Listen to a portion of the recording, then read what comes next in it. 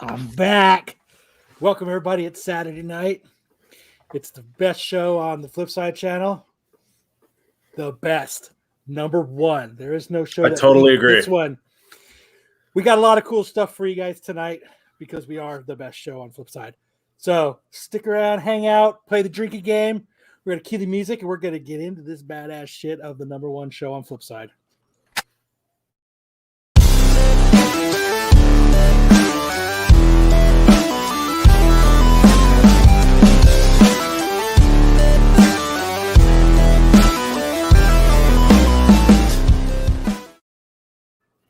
Wee. Wee. I was going to go, I'm back. I play Pokemon, but I decided not to. You know we're live, right? Oh, shit. How you feeling, man? Kyle was Walking Dead last week. I was, man. I'm surprised nobody fucking killed me in Laughlin. Sitting, I'm sitting there hanging out by the river going, and coughing up blood and spitting it out. And all these old people are like, looking at See, me. it is for old people. I told you, Brian. I told you Laughlin was just old people. It is just old people. That's what's cool. Brian was like, no, Yeah. man, it's awesome. That's where I'm going to watch the big game. I'm taking it in Laughlin. I was like, okay, that's cool. No, man, they make the food bland there because it's old people. They everything. Kyle, you should be at gas the to get to Men Vegas? at Work concert. Get out of here, Jesus. Listen, the big news this week, of course, is No Way Home. Everybody, No, it's Hawkeye. get the fuck out of here. Everybody No, is talking about No Way Home. So listen, we gave you guys a spoiler embargo last night just to be nice to Mr. Stein, and everybody else has But all seen bets it are already. off now. Yeah, all bets are off right now. So unless if you're going to cry about being spoiled about Spider-Man, come back in 30 minutes or so, because we're going to get into this. And then, we have a full group of people. We're probably going to have more people jumping in and out tonight. It's going to be a fun show. What else we got to talk about? We've got anime and manga stuff. Sam's got some cool information. And We've got news. Richie's going to be dropping the motherfucking knowledge. Yeah, Richie's going to be dropping spec bombs. And then also we've got to talk about some end of the year stuff. End of the year's coming up. We got our end of the year show next Saturday. Not next Saturday. Next Saturday is Christmas. So you get nothing and you're going to like it for next Saturday. So You get nothing. yeah. That's I used to always love Wonka. Yeah, Willy Wonka. Yeah, my buddy's my best friend. One of my best friend's dad used to always say that. You get nothing and you like it. So anyway, You know that part in A Christmas Story where him and his brother walk up and to go see Santa Claus, and they're like, the line ends here. It starts over there. The one time I was In Willy Wonka, does he say you get nothing? Does he add and you like it to it, Brian? No, he doesn't add No, that. he doesn't add and you like it. No, but that is one of the greatest lines of Willy Wonka. But whatever. Also, what else do we got? Lots. Oh, we get an update. You guys all get to revel in my my Christmas gift from the Flipping Gods. So we'll talk about that and lots of fun. So let's get into some Spider-Man talk. Brian, cue the music. Okay. Cue the music. All right. So everybody here has either seen it or knows what's going on. So we're going to get into some deep talk. It's probably going to last a little while. So if you're going to cry about it, fast forward it 30 minutes or pause it. I'll go like this. That's how you know we're done. Yeah, just mute us. And then when you see Kyle go like this, then you know you guys can come back. When you see Travis take off his beanie, that's when you know. Yeah, Travis is rocking a fucking stash, bro. I know, dude. Right now he's a man amongst men. It's pretty nice, man. I'm actually kind of jealous. It's pretty dope. If he was spitting Want out it? chew right now, If I just did that, boom. I really wanted to try and get Dank Comics on with us tonight to come in and lead us through some Wim Hof breathing techniques, but maybe we'll do that New Year's. We'll see what happens. Shout out to Dank Comics. Go follow Dank Comics on YouTube, everybody. Fascinating. Absolutely fascinating. All right. So we do have pickups, but we're going to start talking about Spider-Man first, just to get it out of the way. So, all right. We kind of got spoilers. We knew little things were going to happen. We knew we were probably going to get a Venom end credit scene. We knew we were probably going to get something to move us on to the next movie, which is Multiverse of Madness. And then we all kind of pretty much knew that we were going to get Toby and Andrew Garfield along, kicking some ass. But I want to go around and I want to ask everybody what they thought of the movie as a whole. Like, let's give it on a 10 rating basis. So let's do that. Kyle, what did you think? I haven't seen it. Ish, what do you think? Am I just giving a rating? It's just going to come in with a 6. Maybe we aren't going to spoil this movie. Maybe no one's seen it. I saw it, and I am definitely this talking movie about it. is the ultimate fan service movie. I think we've reached like the peak of what we quote unquote fan service, and that's something we've been getting a lot. Mm-hmm. And as far as fan service and being a big Spider-Man fan, I absolutely loved it. There was moments, it was emotional. It was amazing. But then if I step outside of that and I look at it with a more critical eye of movies, it's not a very good movie. Okay. So there we go. So there's a dichotomy, and I'm not conflicted. I've accepted it. I was like, it's not a very good movie, but as a fan, finally there was fan service that I could take in, and I did. And it also was helped by the theatrical experience. People were cheering in the theater, clapping. It was a rollicking good time. So what do you give it out of 10? So let's say as a movie, I'd give it a 6. As what I experienced and how much I liked it, I give it a 9. So we'll split the difference, 7.5. I like that. I'll take that. All right, Sam. Before Sam goes, I just want to say that I agree with him. Okay. I agree with you. you. Were quick on the draw. Travis. Thanks, Travis. Wow, that's good. I loved it. I thought it was a great time. I was one of those people standing up and clapping when the sling ring opens up the portal and out pops Spider-Man. I thought at first it was Toby, and then he pulls off the mask and it's Andrew. I was like, "What, Andrew? All right!" And then Toby, they just brought him in with no mask because you're like, "Who else could it be?" And I like that it made Sam go up 2 octaves. I was out of my chair involuntarily, just pure reflex, jumping up and cheering. Another thing I was thinking about was that while Toby got a trilogy and now Tom got a trilogy, Andrew never got a trilogy. No. And so we never got to see him recover from Gwen Stacy's death. Well, that ended on a complete cliffhanger, yeah. Yeah, he's just been soaking in misery for the last decade, wondering when is he ever going to get his redemption from Gwen Stacy? And he finally got it in this movie. I freaking loved that part. And I disagree. I think story-wise, I thought it was great. I mean, the things that I would say probably were the weakest were the treatment of the villains, other than Doc Ock and Green Goblin. The other 3 just were kind of there.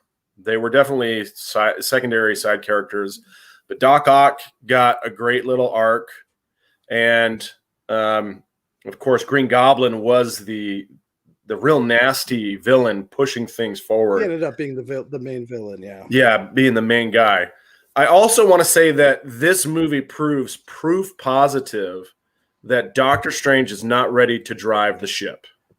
He sucks at magic. He thinks he's really, really great, but he's actually really, really bad and really powerful. It's like giving a 15-year-old kid keys to the Lamborghini and just seeing what kind of damage he's going to do. So I thought it was really fun, very high on this fan service meter. So like, you know, if you got a sweet tooth for all the comic nods. Also, oh, hang on. As a lawyer, a great lawyer can catch a brick coming through a window. That is positive. That's what I do at Dodgeball, week in, week out, baby. That's what we're doing. We're training great lawyers at Dodgeball. So, the Matt Murdock. I love seeing all the amazing. 3 different suits together. Oh yeah, that too. Yeah, Just great. seeing the 3 Stop different talking about Spider-Man specifics. suits This is all general lined up. comments. I want to talk about all Fantastic. Sam's specifics here. Oh boy. Loved it. All right. So I'm going to give it a 9 on both story and fan service. I'm going to add on to the Matt Murdock thing. This is, again, it was as fan service. It was great to see it, you know, and finally confirmed the Netflix stuff is merging, but it was totally shoehorned in. The movie didn't need it. So it was kind of a... I was a little torn on that. bro. We Disagree. need Charlie They had- Cox. they had to Need do it. Like, something. that's such a Disagree, contrived Ish. They had to coincidence. do Such a something. contrived coincidence. He lives in Queens. Why would he get a lawyer from Hell's Kitchen? It didn't make no sense. Travis, what do you What? think, brother? First of all, I feel like Ish is wrong. first of all, I agree with Travis. I would say that Travis, I watching 100% the agree movie- with you. Travis, you're Thank right. you. You're so right, Travis. Nailed it. So I loved it because of all its Nazi tendencies. Yeah, for sure. Oh, you all agree I'm with with me, you. so we're all- I'm with you 100%. No, I would say that I actually agree with Ish about the fan service thing. It was, you know, a lot of really great fan service. I don't use that as a pejorative. And then Sam, I really like what you said about it being a good comic book movie. I think it's good fan service, good comic book movie. I don't know if I like the story as much as Sam did. I think it is a good superhero movie. I don't know if it's a great Spider-Man movie. As far as the story is concerned, as far as what I want to, you know, see the arc I want my Spider-Man men to go through. I also think that Excuse I kinda me, fell Spider for Person. my spider peeps to go through. I did find myself oddly sympathizing with Andrew Garfield. Like, I feel like each of the Spider-Man represents a different area of your 20s, Totally your stole the 30s, show. and your 40s, and they nailed like the 30s Spider-Man. You're like, what am I here for? The imposter syndrome. I'm such a loser. Yeah, like I was like, I'm really feeling Andrew Garfield in this. And I'm like, someone get this kid a sandwich. How great He's was like, he? He's like, dude, I had to fight a Russian in a rhinoceros suit. Come on. Yeah. Wow. You know, How my great was he girlfriend's dead. keeping the Oh, your uncle's secret? dead? My girlfriend and my uncle are dead. I have no one. And as someone who's spending Christmas alone, I feel the same thing. You're in a pot. Yeah, he definitely was spending like, Christmas alone in a paradise. Yeah. he was totally leaning into the imposter syndrome. But you know, in his post Spider-Man appearances, he has kind of carried that imposter syndrome weight with him. So Yeah. Well, it's Dude. kind of cool. I mean, they've been talking about doing like a Sinister Six movie for a decade now, right? And we Mhm. got it. I mean, this is a Sinister Six movie. It is kind of, to me, it felt like, you know, bringing back all those people into it feels like when you go back to your action figure box for that last time before you put all your action figures away and you pull out the ones from like 10 years ago. You're like, oh, this is from the first X-Men 90s TV series one. And this is a modern Spawn one. Look at, I'm going to do one last hurrah with these guys. And you're like, I guess this one doesn't live, you know, when you start collaging it all together, you start to see it's great together, but you start to see the cracks individually in what was like, oh, yeah, that's kind of stilted dialogue from that character doesn't work. And oh, Jamie Foxx, second bite at the apple, still haven't gotten to the core of it yet. You know, like things like it's that. funny you say that. Because a lot of people were saying Jamie Foxx got he was retconned. yeah, and that they liked where much Jamie Foxx's stuff went.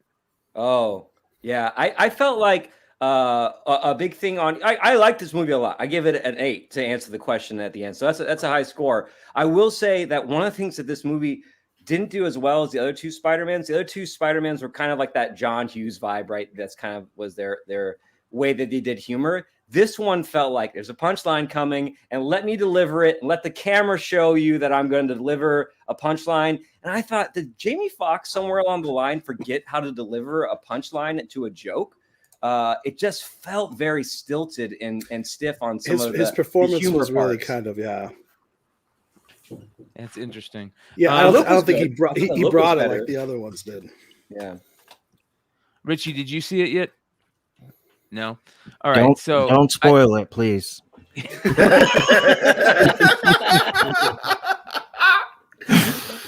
No, I was. So- It's funny you brought that up, Brian.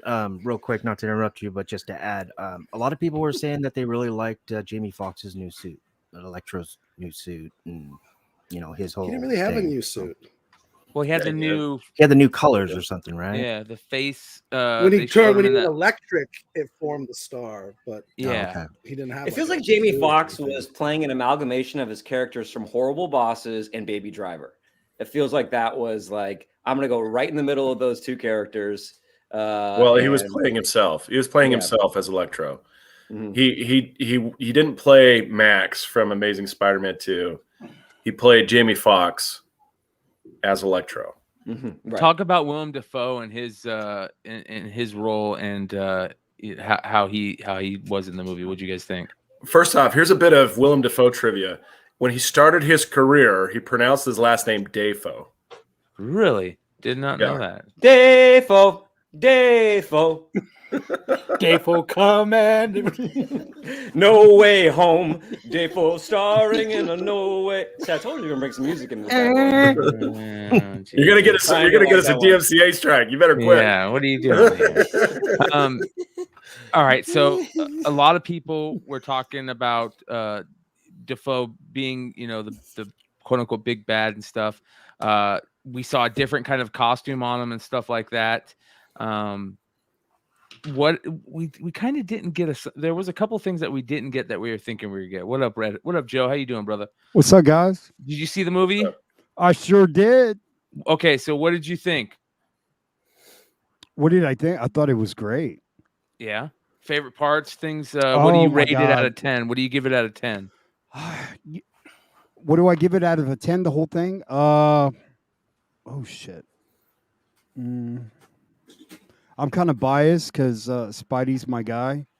Man, I give that a It's all right. fucking 10. Embrace the dude. bias. Embrace it a the 10? bias. I give it a fucking 10. Like I lost it my is. mind when he made his own fucking suit and it was the baby blue metallic fucking just it shimmered at nighttime. I mean, dude, that was sick, dude.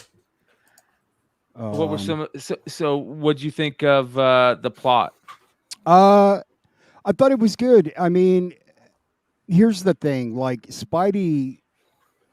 I mean, if you think of Tom Holland's Spidey, he's never been able to be like Spider-Man. Tony Stark's been kind of babying him, the mentor. Like he never really had, other than Stark dying, he really never had anything to put him like in that Peter Parker, like him against the world, all the bad luck happening to him. So Aunt May dies, and like he's got it's like a fresh start. Kyle. It's like a fresh start for him. We're spoiling it, man. I'm telling you, we held off last night. We're spoiling this shit. We're going all out. So yeah, let's get into that. Here's one of the things that Tom Holland has been talking about a lot about lately. I've been seeing him say, you can tell either there's something going on where he's kind of getting tired of playing Spider-Man or something where he's like, I want Spider-Man to slow down. I want Spider-Man to slow down. But they're going full speed. They got, 3 more movies ready to go. I think that's him. Aren't we supposed to get the Vulture back with Scorpion? I think all that rhetoric is him just trying to sell the ending. You know what I think we're going to see next? I think we're going to see the Black Cat. I think he's gonna, and they may follow Zendaya and the fat ugly kid from Hawaii. What's his name? Ned Leeds. Yeah, they may follow them at MIT because isn't Riri going to be at MIT? So they're gonna, that's one thing with MCU. They have connectivity. So you may see something there. I was hoping Because Zendaya was they're gonna not going to die. do I well. hate They're not her. going to do Riri, right? And her be at MIT, and Zendaya and Ned not be there with that shitty what's his name, Flash Thompson. God, man, he sucks. And that fat kid from Hawaii fucking sucks too, man. If those two Take it back. people, He if played those well two here. people were not in any of this Spider-Man, I would have. I thought he was gonna die. I really thought he was. He gonna should die. have. He should have, dude. No way. Now, no now way. he's doing Ned is fucking great. dude. Oh, Now that Ned. fat kid's doing magic, dude. Come on, man. Yeah, he's on track to be the next Wong Sorcerer Supreme, baby. Dude, he has. Well, and he they has tease no that he's going reason. to be Goblin. He has no reason being in there unless he was going to be able to suck his own dick on the Whoa. camera, dude. Like, dude, I remember. it was terrible, dude. He was terrible.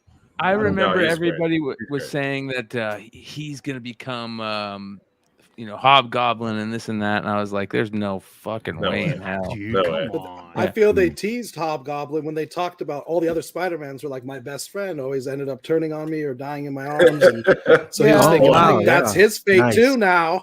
Well, I would buy definitely Zendaya into being a Hobgoblin. Hobgoblin before that piece of shit. Like, Man, you got a I'm lot gonna of say, hate for yeah, this I'm gonna guy. say My Ned guy, played he's doing huge- good. Huge Chill, on the he's island. good. Yeah.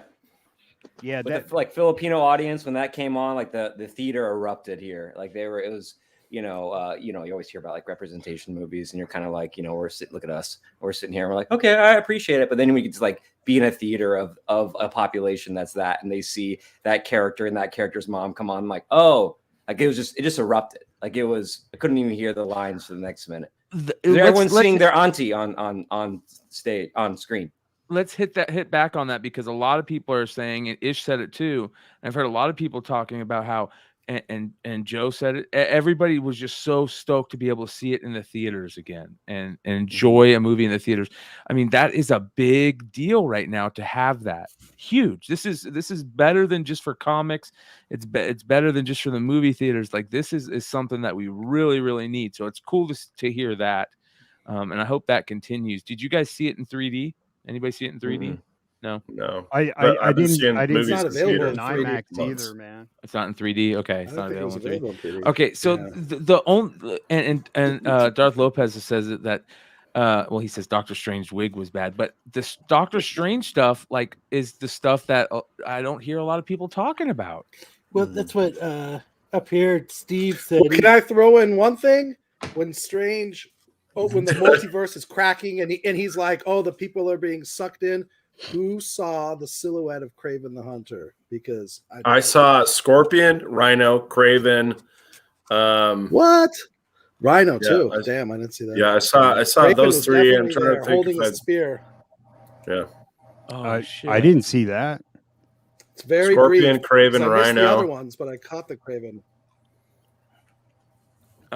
Well, okay, so let's get back to the Strange stuff. I think maybe this is a little bit of a reason to moving forward with Strange, because they did do the the little preview, the Strange Multiverse of Madness preview, and it looks like he's Yeah, trailer he's at the going end, yeah. yeah, he's going dark, and maybe they want people to think that way, kind of like, they don't want to look at him as a good guy anymore. Well, that was the big thing coming into this trailer, these trailers, right? Everyone was like, something's got to be up with Strange. And at moments you thought you might get that just by looks that Cumberbatch was giving to the camera and kind of how they shot him, but they never flushed that out. So it's either a kind of new characterization or kind of evolving that character that we haven't seen, because we haven't seen him too much other than his original kind of debut and then his functional role in the last two. So is it like kind of a Thor thing where we're Ragnarok thing where we're kind of shifting the character a little bit to like a devil may care kind of magician, or is this going to be talked about in another movie? We're going to get like what happened off screen before this even started that would allow it to happen. Would you prefer it one way or the other, to be like a character change, or to have it retroactively make sense later on? I like the evil twist or the opposite twist. So you bring up a good point. I'd like to see an evil Strange. the doctor or the darkest timeline goatee making an appearance in that trailer. Mhm. Well, I also loved the fact that he went and found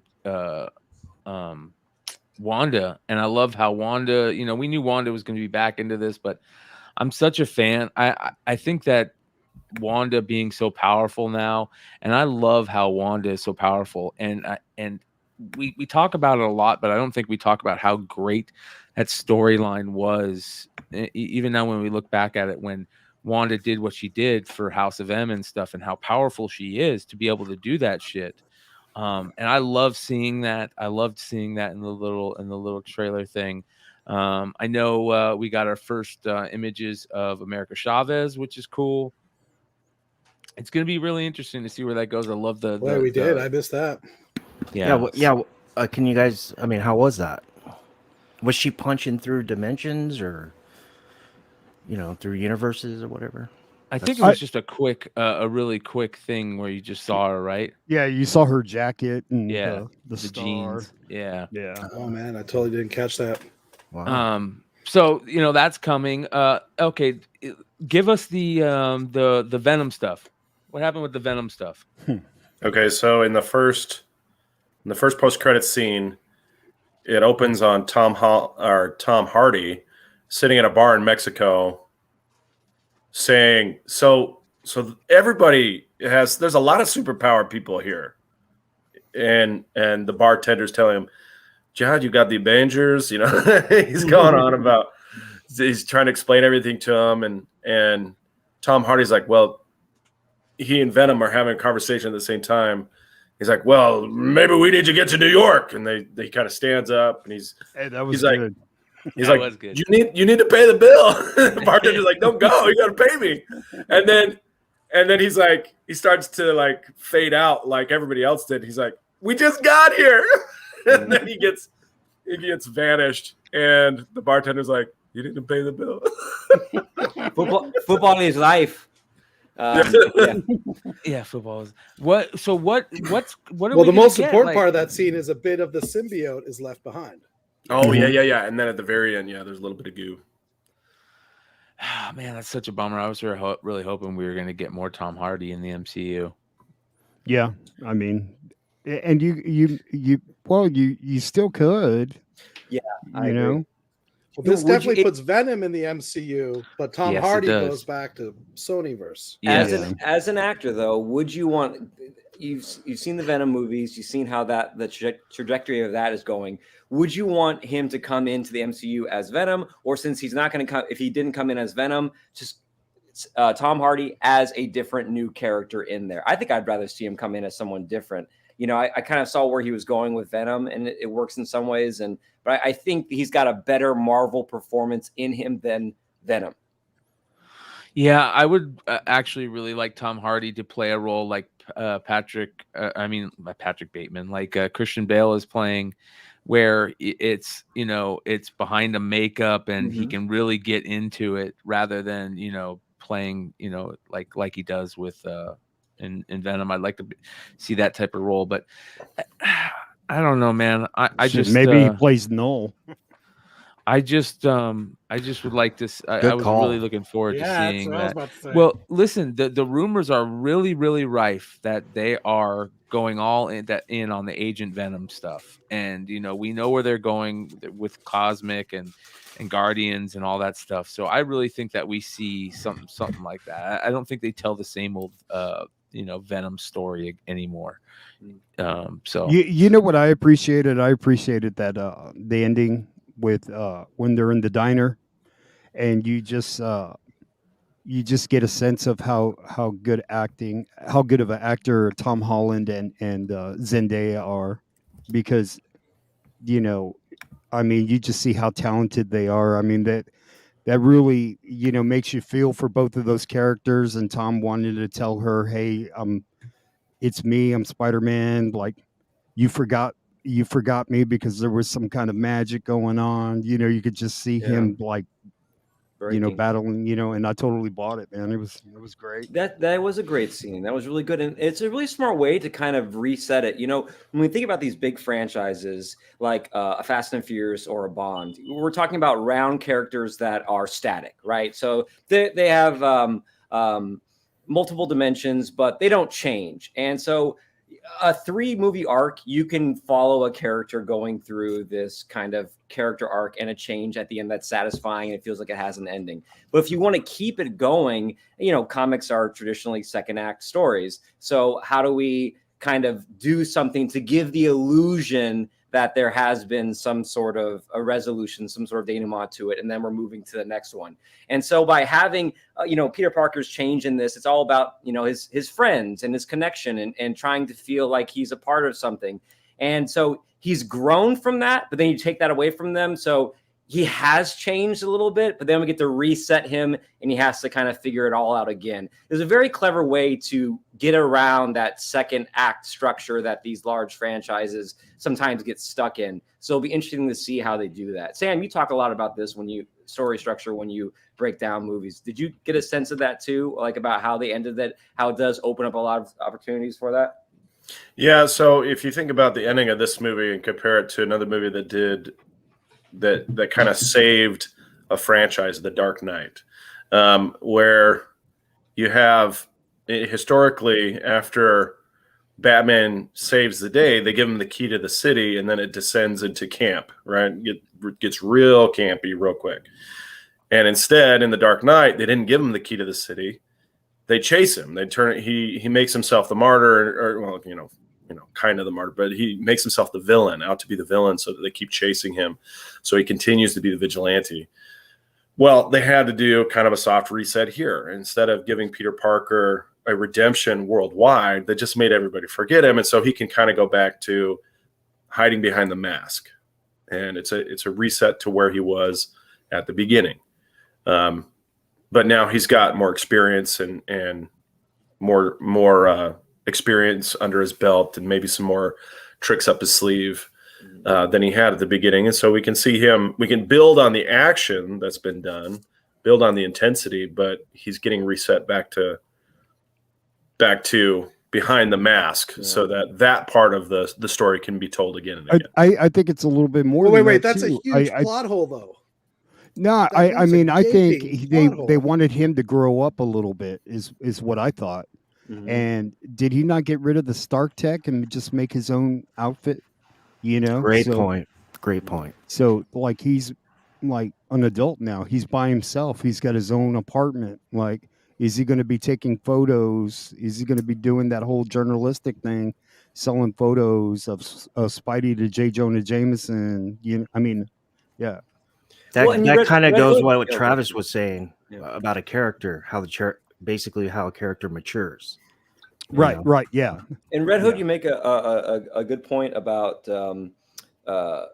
that going back to the basics aspect of it and changing around there. I'm kind of curious to know, because you said you're a Spider-Man guy. We haven't talked about the 3 Spider-Man we get in here. Like what was that like for you to see all 3 of them come back as a huge Spidey guy? Did you think really nailed it? Or yeah, I mean, if ever there was a way to get all 3 of them in there, like I don't think I could have come up with that idea, and just the portals always have something, special thing with me from Endgame, and T'Challa coming out, and Sam on your left, Cap, and I still get like the hair on the back of my neck still stands up when so you knew it was going to be epic, when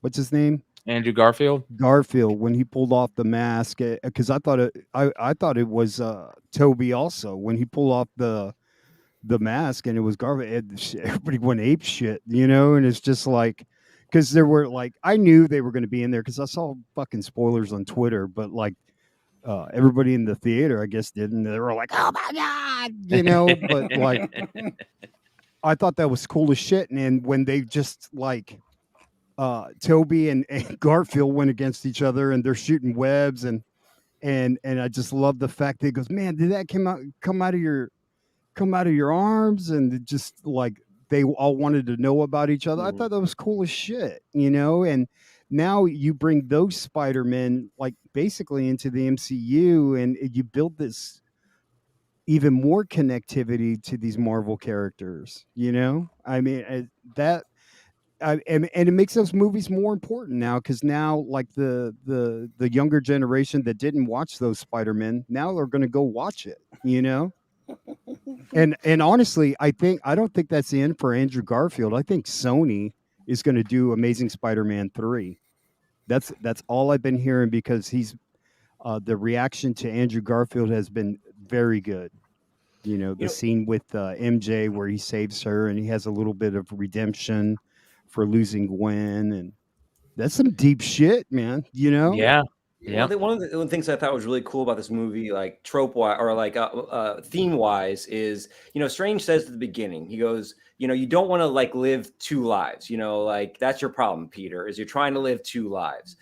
And this whole movie is about getting all these Spider-Man movies to make sense in one. And then, as Red Hood said here at the end, he's got his friend's life, and he has to make all that work together. It really is this kind of theme about finding out who you are.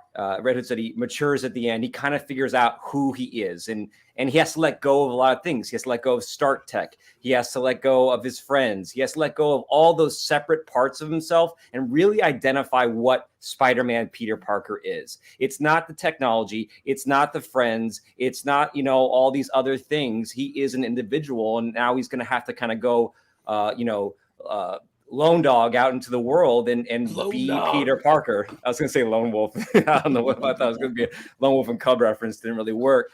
And I thought that was really cool how they use the actual merging of the franchises to support that theme of, becoming one person, taking all the things that make up you and really identifying who you are. I thought that was a really strong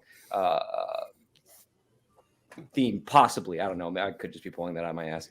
Who I thought they really wasted was Happy, dude. Like, they really made him like a fucking pussy, dude. Like, Did Happy get wasted?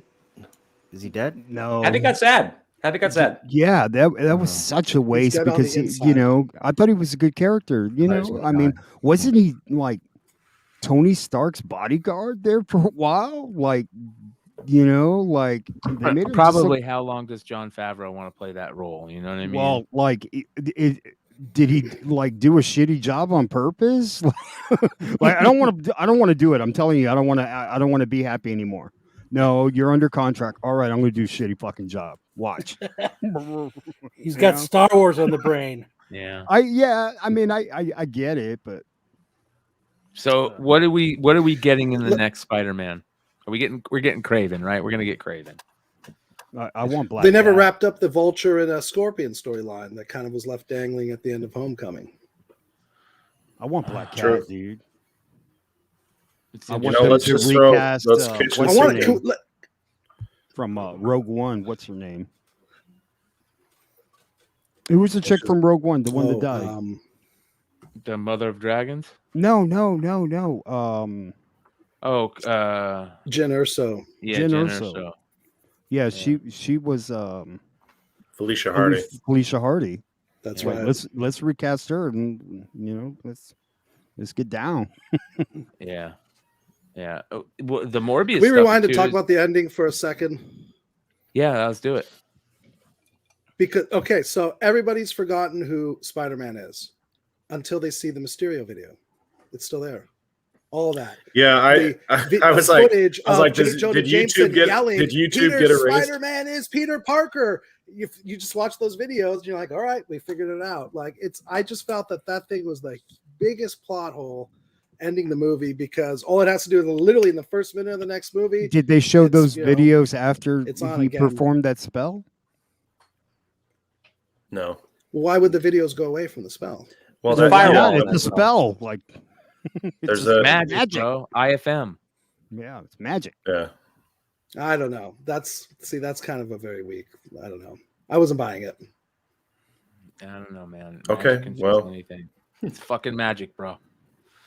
Dear Um, Marvel. I thought all three I am Peters writing were you going to to tell start you. making out with each other, dude. what about Right? Miles? We didn't get any Miles. No Miles. Well, I mean, we kind of got a Kind of nod hint, to yeah. Miles through Jamie Foxx's saying, "I bet there's a black Spider-Man out there somewhere." Yeah. I think I wanted they- the Lizard to say that, and then Jamie Foxx be like, "Whoa, that's my line." And then I think they're taking their time and why rush it? You know, it's everything's got to be right. You Well, know. it's Into the Spider-Verse 2 it looks so good. Oh yeah, that- they can't compete with that. Yeah. Mm-mm. So when good. you go part 1, meaning there's a part 2, that means you've got a badass fucking script, dude. Yeah. That's And a what movie, that period. means. Period. Yeah. You're right. That's what that means.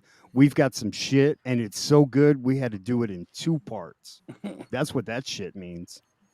one of the things they denied us in this new Spider-Man series was kind of like that origin of the tragedy, where we got to see, Uncle Ben died off screen, the spider bite was off screen, but then we had that kind of retconned here with Aunt May in there. What did you guys think about that? About actually hearing that line of "Great power comes great responsibility"? Man, I was Again, shocked. Yeah. I was shocked. Like That you didn't was- expect it and it was No, good. I didn't expect Aunt May to say that. And man, that was just Aunt May, she was such a great character from the second she was put into that role. She turned Aunt May into such a better character. So I give it a lot of props to her. Like, playing that character and how she pulled it off. She made Aunt May such a cooler character. And it made us care Cooler. about the death more. I mean, Joe Uncle Pesci was Ben Uncle dies Ben. in the exposition, dies in the first act in every Spider-Man story. You don't get to know the guy very well, right. and even the movies. And here we had 2 full movies, 2.5 Great movies of Aunt May, and so that death means something. And then when you hear the other Spider-Men echo it back to him as this, we've been there, that was pretty powerful. I thought they played that real well. It could have been very easy for that to come off as shoehorned and corny, and they made it work. Well, Yeah. and that's the thing when the MCU has leveled up with their actors, so at any given time they can do comedy or they can just they can do like drama, and like she's an Academy Award winner, Mona Lisa Vito, bro. Yeah. Yeah. So that she's got acting chops. And that's where if you need them to be like and take a scene to another level, like all these actors, they're so talented. They can do whatever they need to do. It's not like you're bringing somebody like off the street and it's a fresh face and they don't have that range as an actor. Like all these actors are just like from stage to screen to it's just. Let me ask you guys this: did you feel like any scenes where it felt like very obvious that the actors were not in the same room together? Did you feel that in some of the way this was cut and the reactions, how some they were of the acting off each Tobey other? Maguire stuff, right? Just seemed kind of off. It felt like he was acting against a tennis ball sometimes, as far as his emotion. He wasn't reacting. That was the problem. He was only acting in a lot of those scenes. Maybe I don't know. And Toby looked like a crackhead, didn't he? Right? Like strung out. Like no, he looked like he did makeup. Too much makeup. Like he just Yeah, that's how he dude. looked. They may have tried to There was a de-age funny him or you bring up something. the acting against a tennis ball, but there was a funny story I heard from the cast where in Spider-Man 2, Doc Ock's original arms were puppets, and they had puppeteers, 4 puppeteers, each one working one of the arms individually, and then Alfred Molina he was dealing with these puppeteers, but he could move his body independently, and then they would have to kind of keep up with him. Well, in this movie, they didn't have puppeteers. The arms were all CGI. Instead, they had his kind of waist girdle thing was covering a crane attachment, and he was on a crane. And so if they needed him to move into a scene, they would just move him there, and then they'd have the CGI arms. And so he's having a conversation with Tom Holland and Jacob Batalon and Zendaya, and asking them about themselves. And then it's like, okay, we got to reset the scene. And he's like, oh, fuck, I got to go. That's and he's fun. like, well, okay, see you later. We'll talk later. And I want to give a shout out too to the end credits of all three of these Spider-Man movies. The art direction on there, I love it. I love seeing the animation at the end, that kind of shot, the art, some of those art pieces in the end. I tried to look up who was responsible for that, but there's just so many art design people at the end of these movies that I couldn't narrow it into whose idea was it to kind of do the, you know, the three Spider-Men falling into different spirals and then being drawn out and sketched out. But I was trying to see if they pulled in any comic book artists and keep an eye out for any styles that I saw. So did they give us the pointing Spider-Man moment? Mm-mm. No, they got close to it. I thought it was coming. Almost. I thought that was going to happen for sure. I kind of be like a cut scene. I kind of felt cheated out of the end credit scene, right? That trailer should have just been a fucking trailer and then just give us some end credit scene, bro. I agree. You know, it's kind of cheisty.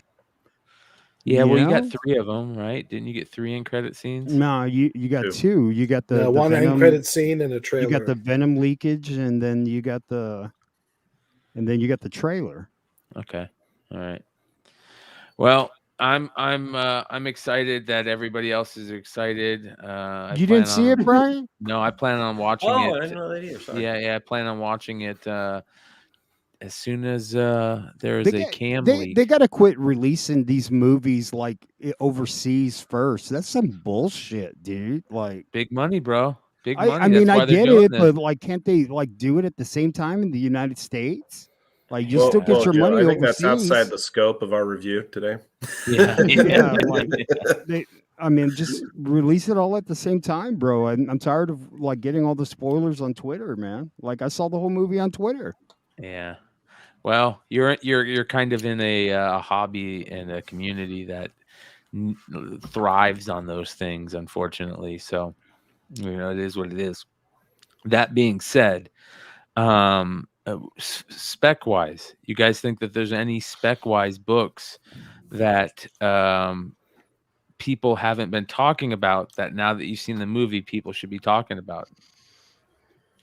You know what I think? I think you better go get first appearance of Black Cat. And if you can't afford that, you better go get the second appearance.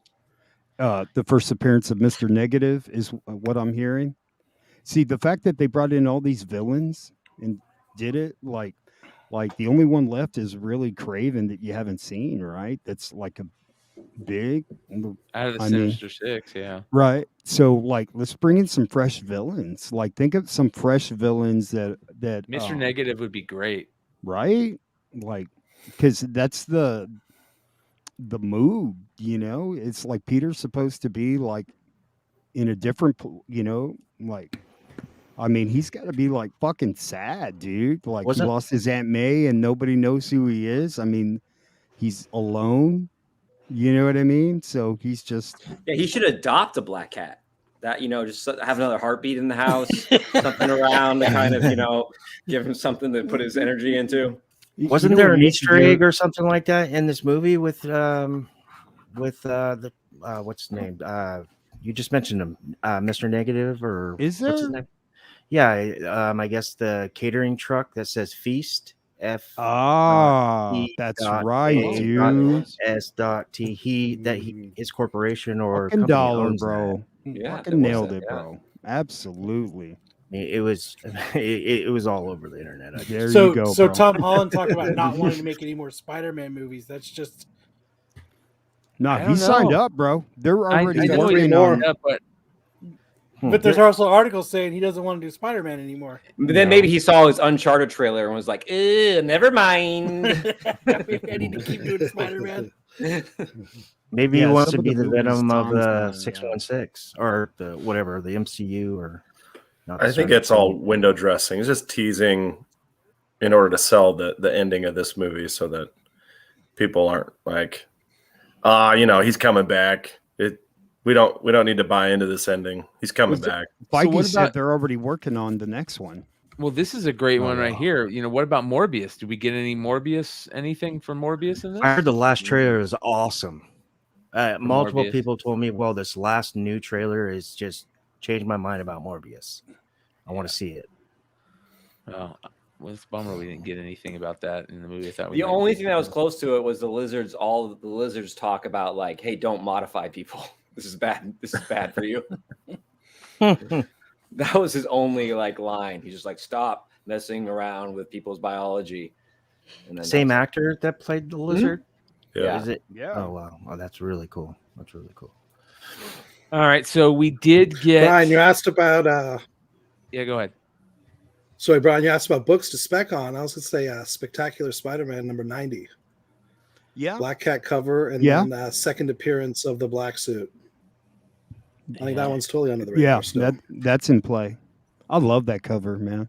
Oh, good call. Arthur brings up the Rinfraw character or Rintraw character. Is it Rinfraw or Rintraw? Rintraw. That we saw in the Marvel Legends stuff. Is the Build-A-Figure character. I think that's a great, cool character. Maybe we'll see that in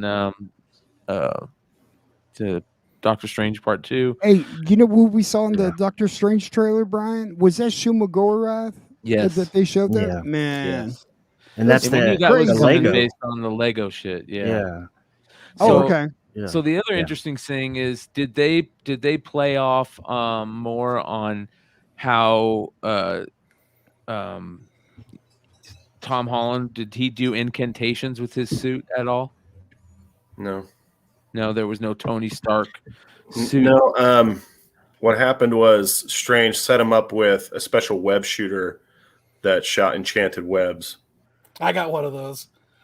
And so he would shoot those webs at the villains, and then it would teleport them into a cell in a crypt where they were being held. Okay. Can I just say before, I know because you're probably winding it down, I'm changing my vote. After this conversation, I give it a 10. I'm with Red Hood. I give it a 10. I went from an 8 to a 10. Whoa. Like you guys talking about it. I 100% agree with you. Yeah, this conversation, I'm like, as I'm talking about it, like I'm excited about it. You guys are making good points, pointing out things. Overall, like I would go see this movie again in the theaters. I give it a 10. Fucking 10. Fucking 10.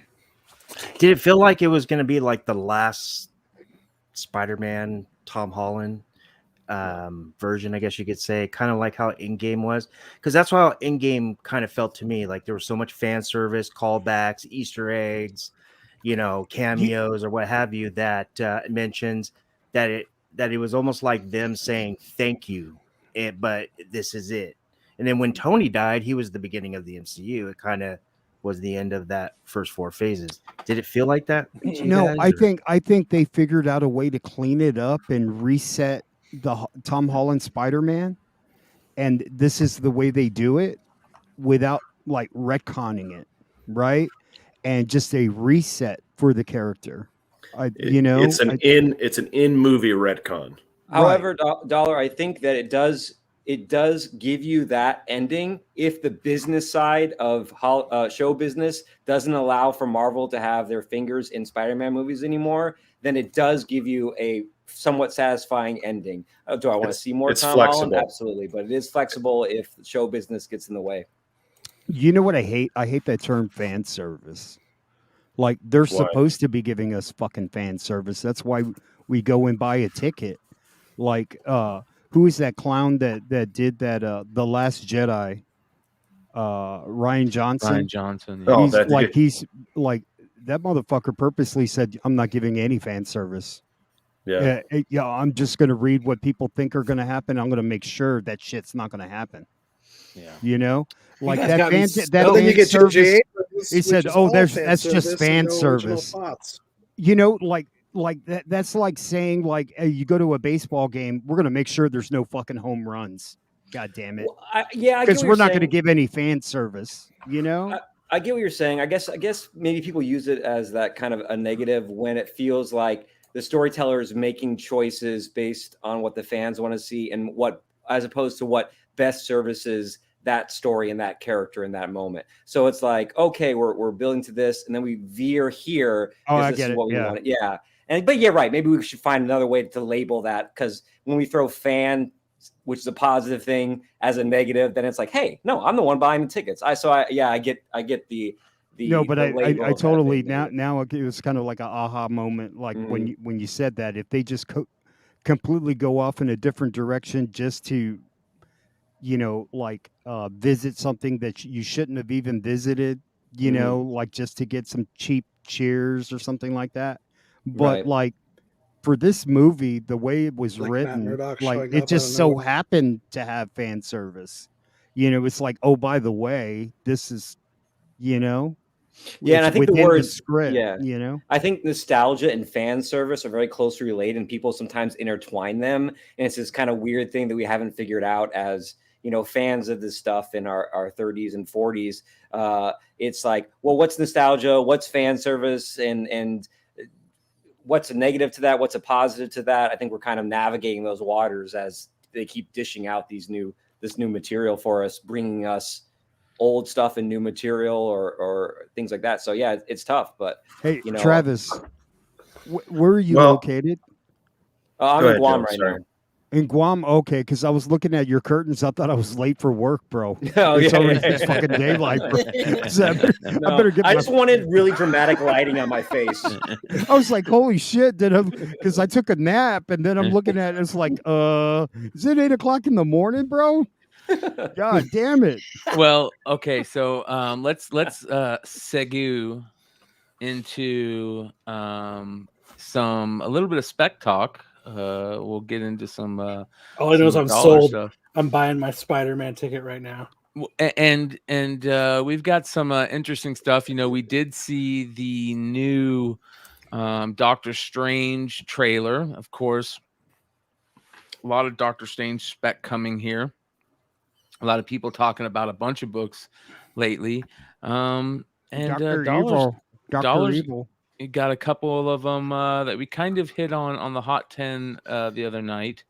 But we're going to get into this here now, talk about some of these Doctor Strange books. You ready, brother? Is it a moot point if I say spoiler alert? Yeah, definitely. Kind of. Okay. Yeah. So cool.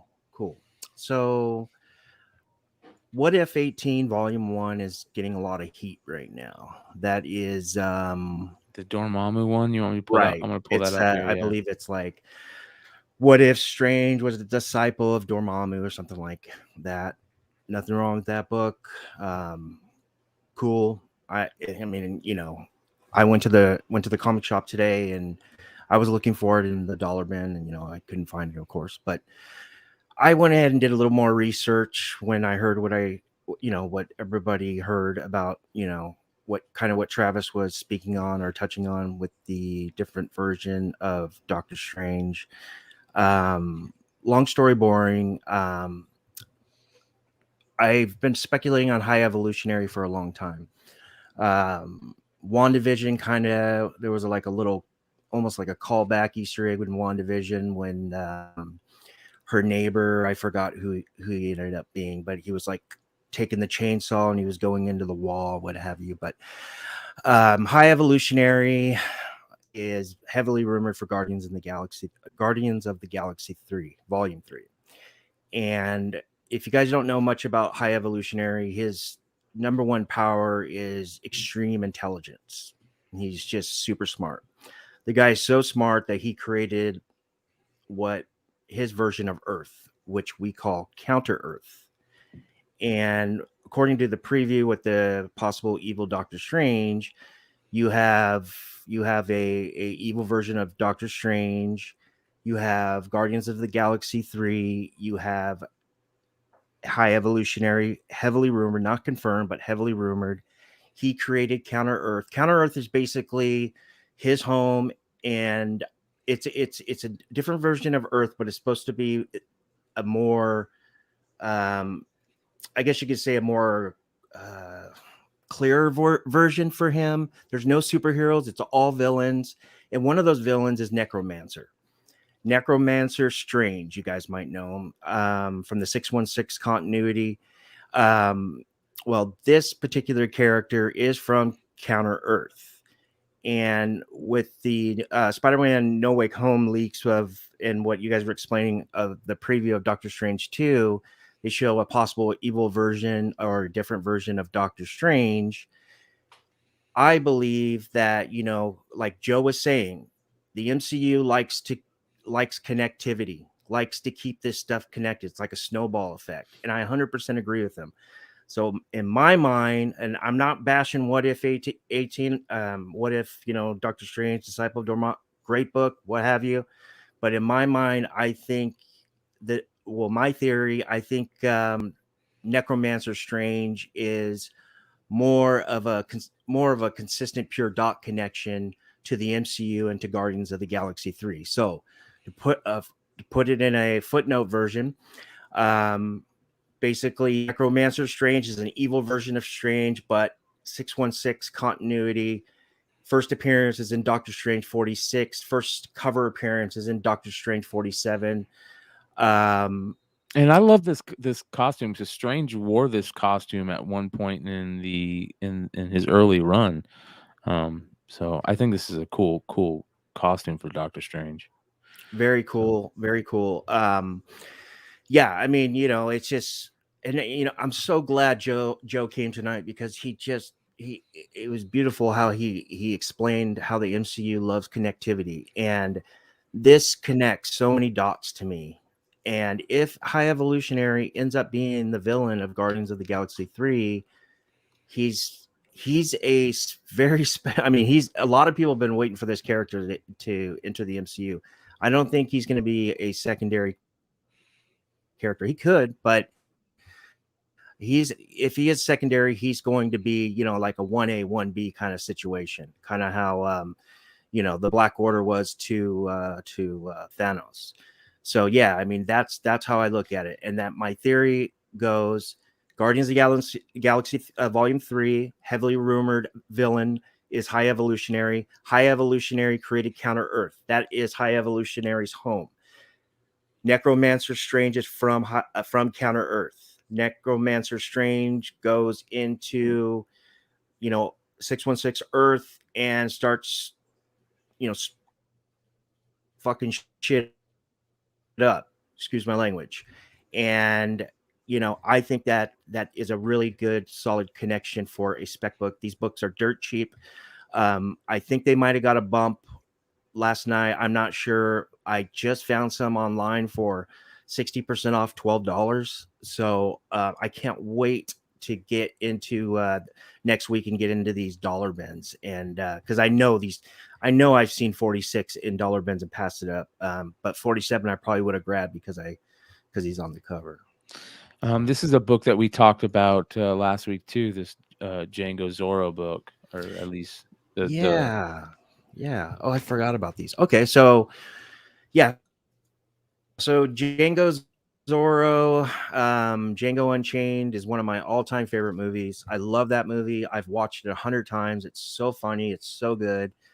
I'm excited for this supposed, if it's a sequel or a prequel to Django Unchained, but we got some information via app and also on the internet that there is an update with the production of the second iteration of Django franchise.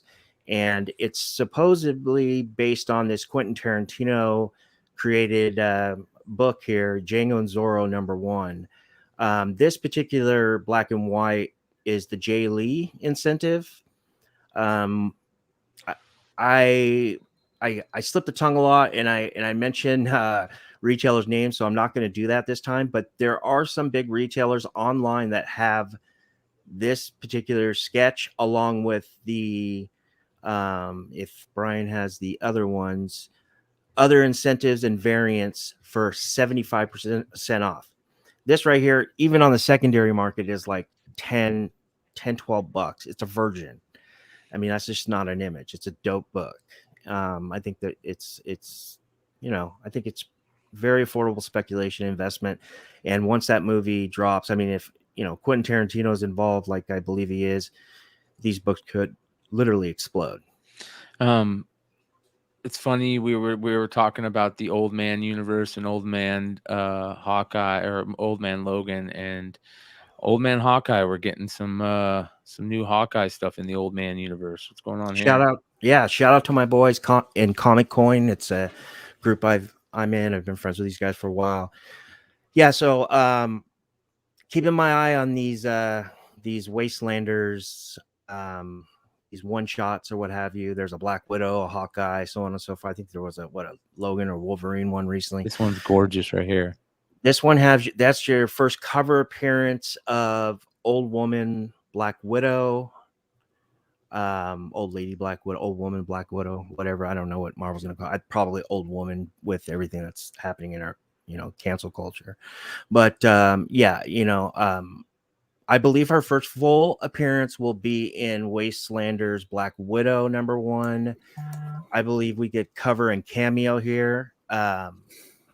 They advertised the first as, the one-shot Wastelanders Black Widow. But I caught this one, and I'm glad I did. It hasn't released yet. It releases on Wednesday. She's on the cover of this one. But going back to the slide that Brian was just showing, this is probably a character that is going to be heavily invested on right away. It could pop out of the gate. This is cover C. This is open to order cover. There's a new character right there. I don't know who that character is. She's African American. She is an archer, and she looks new.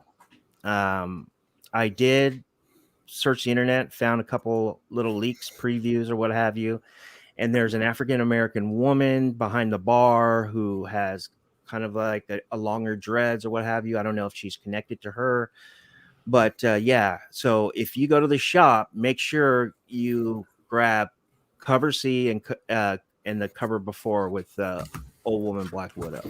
I think these are going to be under order too. If there's one thing that pop culture is trying to tell us between Zack Snyder and Geiger, the comic, and now this Old Man Hawkeye, is in a post-apocalyptic world, don't go to fucking Vegas. Don't go to Vegas. It's a bad place to go. I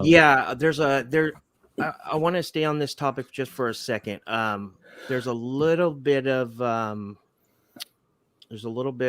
debate in the community as if this Old Man Logan world or Earth, what is it, Brian? 828. I don't know. 828. Let me look it up real quick.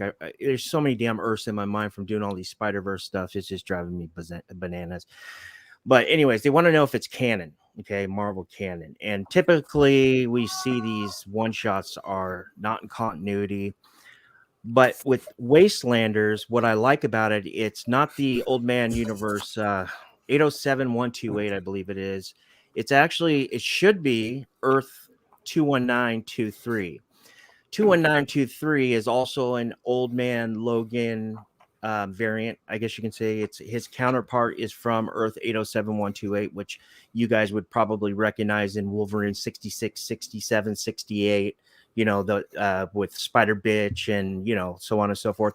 Well, Earth 21923 is the variant to Old Man Logan. It's also an Old Man Logan. It's James Howlett 21923. Well, after the events in Secret Wars in 2015 and the multiverse was destroyed, Battle Worlds was created.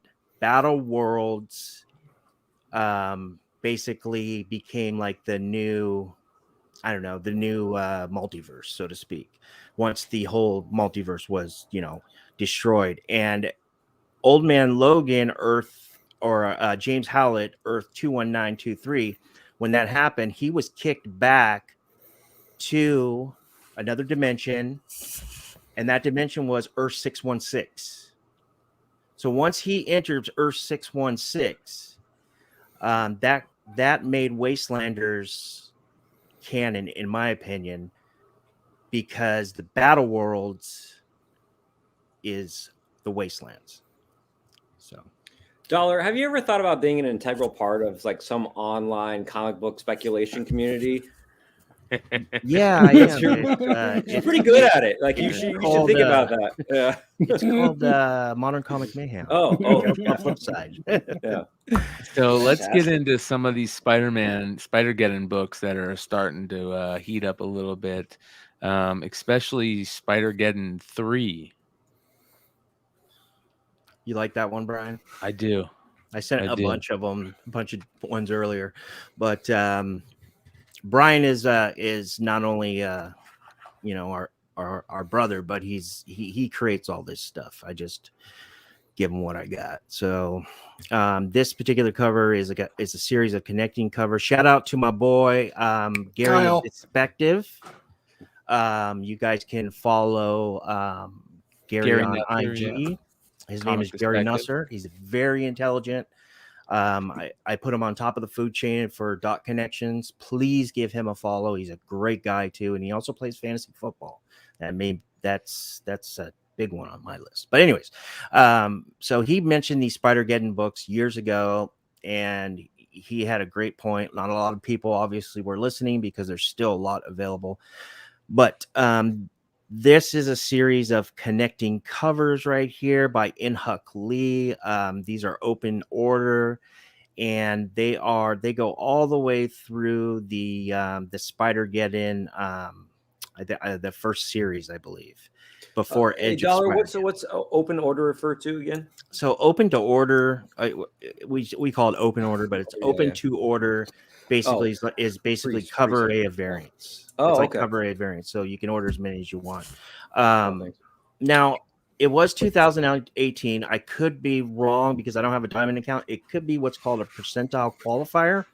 I don't have a person on the panel that has a diamond account, but we do have somebody on the panel that works at a comic shop. He might be able to I think he works at a comic shop, right?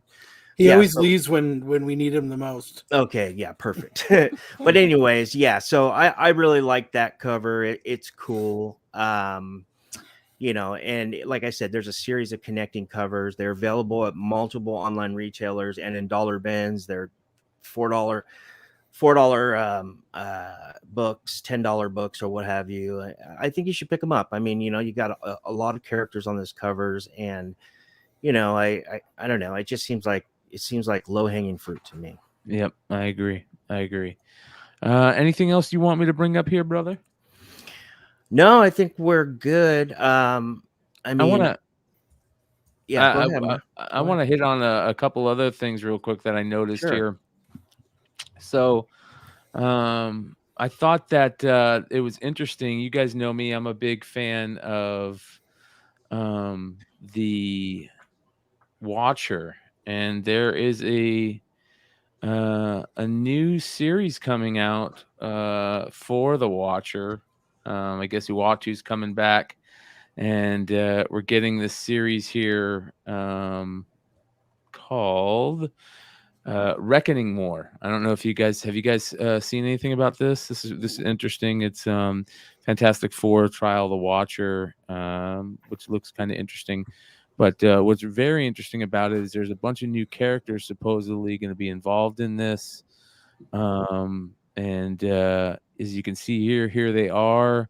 Some of the new villains that are going to be part of this Reckoning War stuff. So be on the lookout for that. New characters, at least 4 new characters that we're going to see in there. And this cover looks pretty dope right here. I always love whenever you see the Watcher just hanging back like that. So be on the lookout for that. Some new, at least 4 new villains are going to be in there. So that's very interesting. That's Spider-Geddon Zero, New York City Comic-Con Secret Wars homage is a pretty cool cover. Yeah. All those Spider-Geddon books are badass. You guys know I picked up a couple tonight. So there is also a couple other things that I thought were interesting. News articles. Sandman, we're going to get DC is going to reprint the whole series of Sandman in tandem with the Netflix premiere, which I think is very interesting. So I think it's genius. Yeah. So be on the lookout for that. Sandman fans, you can get your Sandman stuff for cheap. Also, Brian, I told you I found the Sandman trailer on Netflix, right? Yeah. It's on Netflix if anybody wants to see it. So. Yeah. So another thing that I saw this week that was interesting. Did you guys see this? Batman director Matt Reeves says Robert Pattinson's version of Batman is inspired by Kurt Cobain. What? Yeah. Right. He's gonna kill himself. Thing I wanted to hear about this movie. Jesus. Why? Kurt Cobain is like Mount Rushmore of music. Yeah, he's a fucking badass. Bro. Doesn't mean we still rock out to What him, does but that do? we gotta- I do. Bruce Wayne? I do. Fuck yeah, I rock out to Nirvana all the time, man. Marigold, brother. The younger Bruce Wayne has some real world inspiration in the form of the late Nirvana frontman Kurt Cobain in the Batman's gonna be a heroin addict this Yeah. movie. in the Batman themed cover story, the latest issue of Empire, Reeves revealed that he was listening to Nirvana while fleshing out the first act of the film. And that's when the idea struck. When I write, I listen to music. And as I was writing the first act, I put on Nirvana's Something in the Way. Reeves told the magazine in the upcoming Batman issue. That's when it came to me that rather than make Bruce Wayne the Playboy version we've seen before, there's another version who has gone through a great tragedy and become a recluse. So I started making this connection to Gus Van Sant's last days and the idea of this fictionalized version of Kurt Cobain being in the kind of decaying manner.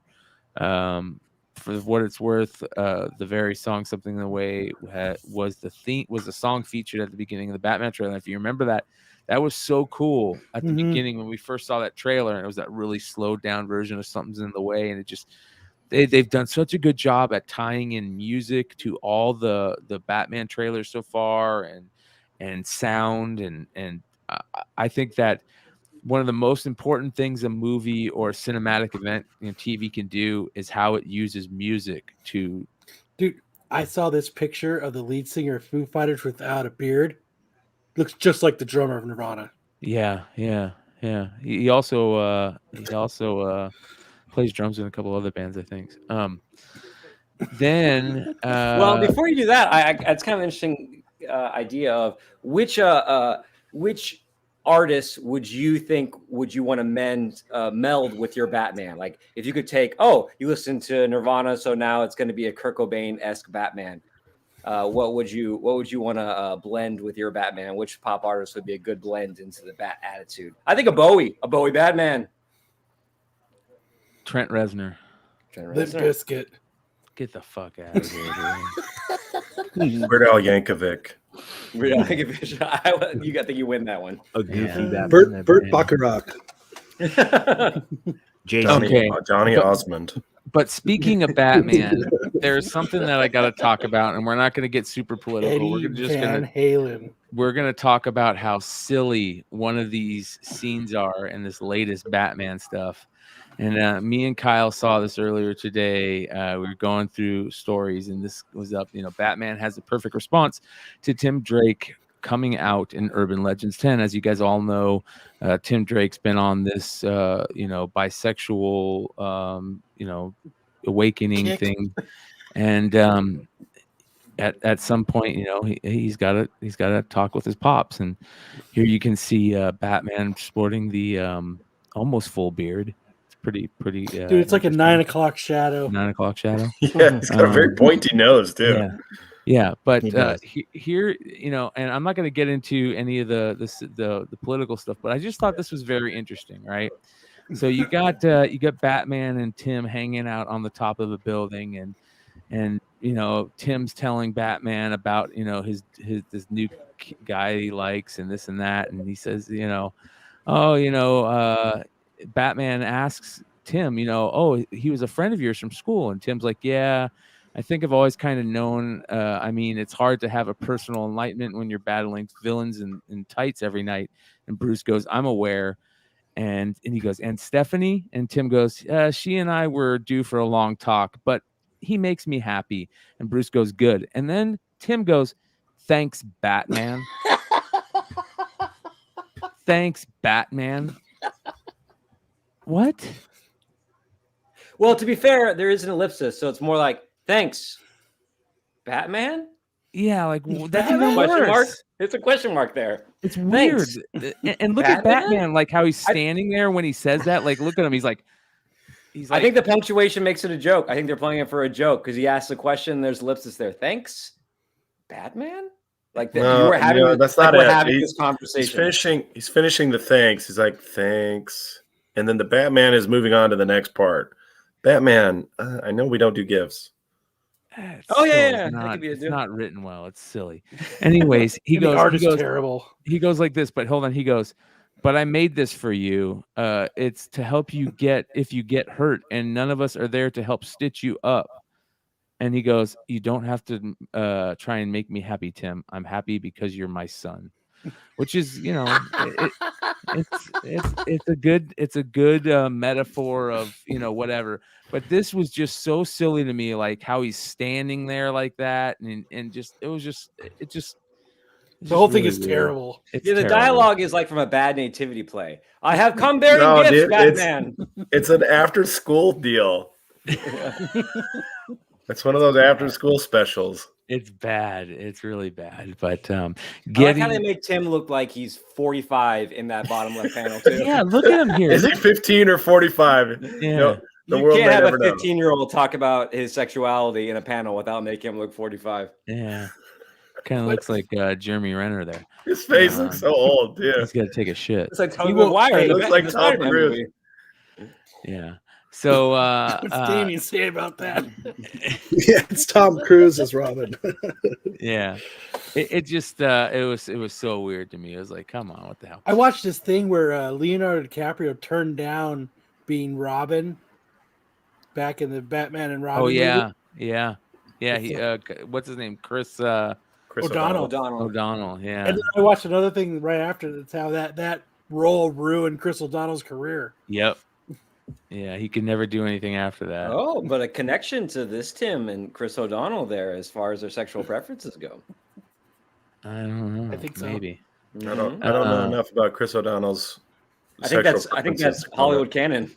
So one of the things that we have coming up, of course, end of the year, right? So we got the big end of the year show coming up, and of course one of the things that we're gonna get we want people to start thinking about is, like their favorite 3 covers of the year, their favorite storylines, favorite moments on the podcast, favorite moments on the channel, that type of stuff, So start thinking of those, you guys. You got a couple of weeks to start getting in your heads, and contact us, hit us up on IG and let us know some of the moments that you like, and we'll go find I clips. think my favorite moment is when Marco beat up those kids for Pokemon cards. Yeah, that was pretty sad. Was that 2021? yeah.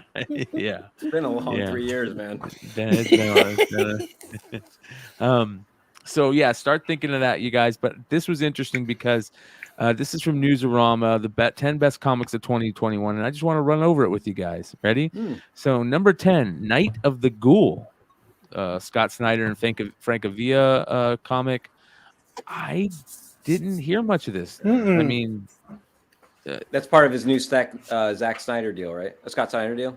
Yeah, it's Night of the Ghoul brings a novel twist to the idea of ancient cursed artifacts by making the haunted object the story's heart. At the story's heart, an iconic but long thought lost early Hollywood film called Night of the Ghoul. Yeah, I like the premise. I like that. I mean, the concept behind it. So there's number 10. I'm not big down this, but I love this one. I think this is a great one. I think I was really off put by how they were going to put Matt back in prison and make Elektra a Daredevil, but it played really well, I think. And so I like this one. Zdarsky's running Daredevil. I think it's been great. Art's been really good. Chichetto is such a great artist. So I like this one. That one's good. Swamp Thing number 8 on the list. Rom V. People were talking about Swamp Thing for a while this year. I think it was the only thing that really came out at a future state that was decent. When It we went look from a back at 12-issue series to a 16-issue series. It was that successful. Yeah, really good. So I'm glad that Absolutely, 100% agree. glad to see this on the list. Chainsaw Man, here you go, Yeah, baby. So this will Although that's a segue us 2020. after this list will segue us straight into our anime talk. But Chainsaw Man's on the list, and we've been talking about this quite heavily on the show this year. If it wasn't for Sam and Nick Hart talked about it, I think on another show, I don't think any of us would have known anything about Chainsaw Man. But I think it's one of the most interesting stories and comic stories, I guess, or comics out there, whether it's manga or not, that was really interesting this year. So I thought that was very cool that they had Chainsaw Man on there. Something because of Sam, we we actually ordered an issue of Chainsaw Man for the shop. Came in, just one. It's been a Sam week. came and bought it. Still sitting there. Yeah. I will now. So we'll see. Yeah, We will now, if nobody comes, Sam, please come buy it. Something is Killing the Children, number 6. I think Something Killing the Children, Stray Dogs are one and tied for like best of the year. Oh yeah. So it's nice to see Something's Killing Children on the list at number 6. We all know why that's here. Black Heads Widow. up on polybagged set they're going to release soon. It was just on FOC of Something is Killing the Children. Nice. So Thank you. I think they're like exclusive variant covers, and they're coming in a polybag. So that's going to be at your LCS Awesome. very soon. Are there different ones, or is it just one? Or is it like There's what just they did with one set, one bundle you can order. How much is it? I want to say it's $19.99. Well, that's not bad. Maybe that's an idea that me and Ish could do for 2022. We could work on an FOC segment. Black Oh, Widow. snap. Black Widow was on the list. like it. Black Widow, Great of story. course, great covers art for the Black Widow. Also, you got the return of Adam Hughes on a lot of that stuff. Beautiful Adam Hughes covers. Of course, Black Widow was such a big deal in the movies this year and the storylines, and I think with all the backstory between Scarlet and Marvel, but also we got Yelena Belova, which is such a great character. So We have some new Apologize. characters too in that series that are actually pretty cool, and they're not just villains. There's some good guys too. hell yeah. Far Sector. Nice. Another character that we heard to be on the lookout for in the beginning of this year, that they're looking to put this Far Sector Green Lantern into the DC stuff they're doing on HBO, which is very interesting. I didn't read any of the Far Sector stuff. Did any of you guys read any of the Far Sector Green Heard Lantern good things stuff? about it. Some of my friends are reading it and they really like it. Yeah, I've heard exactly the same thing. That it was some of the really good Green Lantern stuff. Number I 3, think she's Lore officially part of one of Olympus. the new, I don't know this. I've never heard of incarnations this. of JL. Okay. Never heard of this. Yeah, this is interesting. Digital. Oh, print. Del Rey did the print. Okay. Says Lore Olympus is a modern day reimagining of Greek mythology centered around the epic love story of Hades and Persephone. This isn't stuffy language and sandals. It's high art romance using the classics to tell a story that is timeless, complete with the scandals, the gossip, the gab, the harshness of strong personalities, and the refreshing honest in its portrayal. I see what they did there. Scandals and sandals. Clever. Ooh. So there you go. I've never even heard of that. The other history of the DC universe. Do you guys know about this? Yeah. The other history of the DC universe looks at the in-story history of the DC universe, reframing it through modern eyes to understand, accept, and in some cases overcome the pitfalls of our evolving socio-political climate through the years. Told from the perspective of DC superheroes of color, this 5-issue series gives a fresh perspective to DC that celebrates the publisher's legacies, warts and all. That's interesting. Yeah. I didn't know much about that. I remember it now that it's on here, that seeing a little things about it here and there, but It was not very good. yeah. Exactly, Justin Shannon. Fuck that book. Yeah. Number 1, Monsters. Fuck it Barry hard. Windsor Smith, I just ordered Fantagraphic. this. You just ordered this? Yep. He's been working on it for since the 1970s. This is Holy giant. shit. It's his life's work. Wow. It's supposed to be freaking amazing.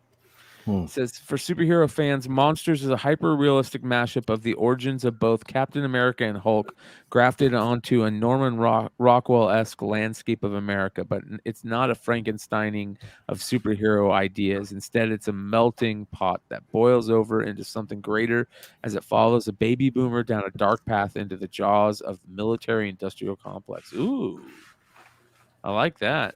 That looks interesting. You know what it's missing on there is Unicorn. Yeah. Yeah, my favorite's not on there either. So that was the top 10 books as per Newsarama this They week. snubbed Red Room. They snubbed a lot of books. So Yeah, they did. that is what I what I want to talk about is there's a ton of books. Like, You know, Red Room's one of the books that was so great this year that they snubbed. They didn't. Department of Truth. Yep. Where was Stray Dogs? How is Stray Dogs not on there? Right. Yeah, how is Department of Truth not on there? Ed Brubaker, Sean Phillips, the Reckless series of books that they had like 3 of those big things come out. So there are a lot of crazy books that I think we all Those are just love. hardcovers, though, right, Travis? I count them. Yeah. Yeah. Okay, but they weren't floppy. That wasn't a floppy series. That was No, they're collecting trades. Yeah. So they're nice. everybody Those are start nice hardcovers too. Good start looking. thinking of your favorites and you know, stuff that we should talk about for the end of the year stuff. It's going to be a lot of fun. So we'll Dude, continue. I've been trying to find covers, and this is going to be an impossible task. Wait, Trying to find like. Do you think this year in particular there's been a wealth of great covers more than Yes. previous years? Yeah. fire? There's so many fire covers from this year. I mean, every year A lot there's of great covers, exclusives. but there's a But lot. yeah. Of, yeah, I mean, should we do an exclusive and a non-exclusive? No, I think we just do our favorite covers. Like, here's what I would like to do. I would like to try and everybody think of their favorite covers of the year, not Mhm. what you think is the best, but your favorite. Personal your favorite, your yeah. 3 favorite. We make a big list and we put it up and let everybody vote on that list during the end of the year show. You know, our end of the year show will probably last between all the shows on the channel that day, 5, 6, 7, 8 hours, something like that. So we'll be able to vote on that list throughout the day. So it would be nice to start getting a lot of the community's thoughts on it too. So make sure you guys do us a favor, send us your top 3 favorite covers of the year. Dude, I mean, I can think we should do storylines for this year. Yeah, First appearance of a new character. Like, there's so many things. Like, Yeah, I mean that's something we'll moments definitely all like talk moments in about. Yeah, comics. That's that we'll have to discuss. Like, I like being able to discuss the stuff like during the show. Like, for instance, when we get to New Year's, we can say, okay, let's start talking about our favorite, our favorite books of the year, and mine's Stray Dogs because of anticipated this. book of the coming year. There you go. Like Also, a look what we back and want look forward, kind of. Yeah. from the fans is your favorite moments on the show, favorite moments on the show, favorite moments on the channel, all that type of stuff. So start. my thinking of favorite that. moment is when I gave the Rock SmackDown to Brian That was after the good. I saw that DC. one. That was After solid. the DC He came in, fandom. and you held it. You had because you could, if you rewind it back, you could see where the idea comes into your head, but then you quickly concealed it. Yeah, I was like trying to hold that smile in, It was like this. oh, here we go. Yeah, that was Ish, good. what volume of Chainsaw Man did you get? Is it just the first volume? No, I assume need to it's the know. newest one. I want to buy it. I believe it's the newest issue. I'm just going to So call it 8? issue. Volume 8? I think so. See, and this kind of defeats the purpose of him using your, opinion to spread the wealth and enjoyment of the Chainsaw series to other all mine. people. It's all mine. Yeah. Oh yeah. Thank you, Shane. Appreciate you, brother. Thank you for all the 95 that are watching live right now too, and everybody in the chat dropping comments and stuff. We really appreciate it. I showed Brian my favorite cover today. You show me one yours, of I'll them. show you mine. Yeah, why you are being very coy, Kyle. Sam, is Blue Period a popular manga? Or as It is. I've heard several times this week from grandmothers coming Christmas shopping, manga books. Where are the manga books? Yeah, Blue Period is moving Blue up. Period's It's good. moving up very Okay. quick. So I let's think you have start to go to the getting- doctor. We got the latest issue of that too. All right. Let's get into some anime and manga talk. Anything exciting happened this Manga. week here, Sam? Manga. So yeah, actually, it's kind of the big event for the year for Shonen Jump. They have every year about this time they have what they call Jump Festa, which is like the Comic-Con or their industry event where they showcase all the stuff they have coming up in the next year. And there were a lot of huge announcements, a lot of trailers dropping. So here's a title that you want to pay attention to if you're interested in manga. It's called Spy Family or Spy X Family. They're having an anime start. It's a digital initial release, and you can buy the books in a compilation volume, but they're having an anime start this year in the spring. It's a very good story. It's you have the fellow there is a spy, and he's in charge of stopping basically a World War III or World War II type situation. And he's got to go undercover. And as part of his cover, he's supposed to have a family.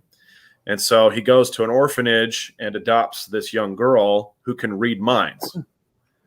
And she's not very bright, but she's got this insight that nobody else has. And so it kind of adds a little bit of humor and dimension to his family life. And then they decide that they need a wife/mother to fill out the family.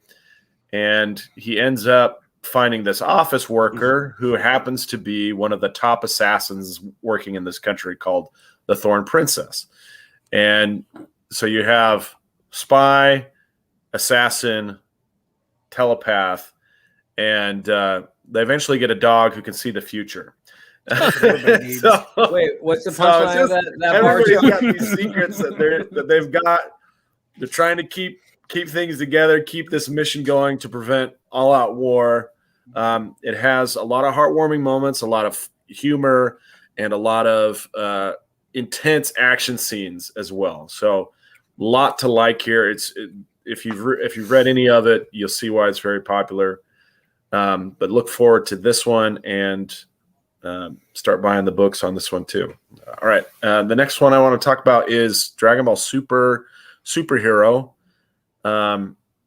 They released another trailer, and this one is very interesting because the materials that the promotional materials they released have Gohan coming back into the center. Gohan is the son of Goku, who's been kind of the main character, and he was a big deal in the Cell saga. He actually defeated Cell in the Cell saga. And they're also bringing back characters from what we call the Red Ribbon Army, who were a big bad in the original Dragon Ball series when Goku was just a child. And so if you're looking for some old stuff to kind of tie in, you'd be looking for anything that relates to Red Ribbon Army because they're bringing them back. Nice. Another big moment of interest was the Bleach anime announcement. The Bleach anime never finished. It was canceled before it ever finished the content that was in the manga, and they're finally coming back to cover the last 200 chapters or so of the manga. The manga ended, I want to say in 2013 or 2014, or 2015. And so it's been out of print for a long time. So I was going back and looking at the initial manga releases, the individual chapters, and I found chapter 480 released in April 2012, and that's selling for like $39-40. The sticker price for those is like $6. So it is going up. But anyway, the anime is going to release in October of 2022. You'll probably get some subtitled releases about the same time. Sam, is it the same original team? It's the same studio, I believe, but and the voice actors are the same. But with what happens with these anime studios is you'll have different directors for different types of episodes. Okay. So if it's a heavy action episode, they usually will bring in a different director for that Do particular you know episode. if it's like American style, as far as like they have a team of writers and that team of writers may change slightly, but it's usually the same group, or they do a different process as far as writing these things? Do you know? Well, I don't spend a lot of time in Japanese anime studios, but I will say that they have different directors. There's usually Sam, I don't need the snideness. I don't need the snideness. it's more a confession of my weakness than snideness. I'm just confession that. So they're doing back to a regular storyline, because what Bleach ended when they were doing the series was they were filling in all the blanks of missed time. So they're getting back to a new storyline, or back to the storyline then. Because that's so the animes. Remember the animes? That's what they were doing. They were filling in. So they went back to the beginning and filled in all those years of gaps. They did release a recent anime episode, or not anime. It was a manga chapter. That's kind of a future, like a time skip into the future. But when you hear about anime fillers, the way that the anime studios are adapting manga content is they will take a certain number of chapters and adapt them into anime episodes. But the problem that they often have, or they run into, is that the anime goes faster than the manga can keep up. So they have trouble feeding them a lot of material so that the anime stays ahead of the manga, or the manga stays ahead of the anime. And so what they'll do is they'll produce what they call filler, which are story arcs that are not part of the manga. And the whole reason they do filler is it gives the manga author time to produce more content that the anime can then adapt before they run out. They're kind of like bottle episodes then. What's that? Like a bottle episode, like in a sitcom, where it has nothing to do with like the yeah, exactly. But they're usually longer than just a single episode. And Naruto is probably the worst example of filler. Like half of their series was filler, and they stretched that out like 5 years beyond the end of the manga. Versus like a One Piece where 9%, less than 10% of the whole series is filler.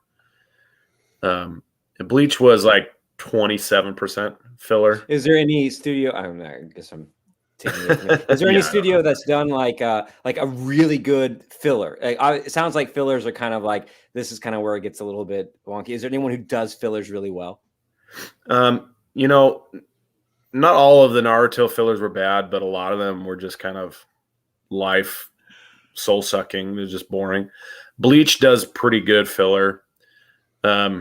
I like the Bleach filler arcs. But anyway, all I'm trying to say is this is now this is not filler content. This is adapting the final 200 chapters of Bleach. And it features a villain whose name is basically after the Hebrew god. His name is Uwach or Uvach. But it's spelled like Yahweh, Yahweh.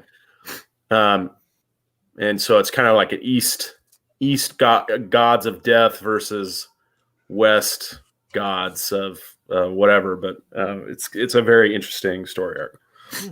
So if you're looking to spec, I would say the books, the compiled volumes, are not going to be as much as and Brian, I did put in chat the second link on the second eBay link I put in chat was to a copy of the original release of this chapter.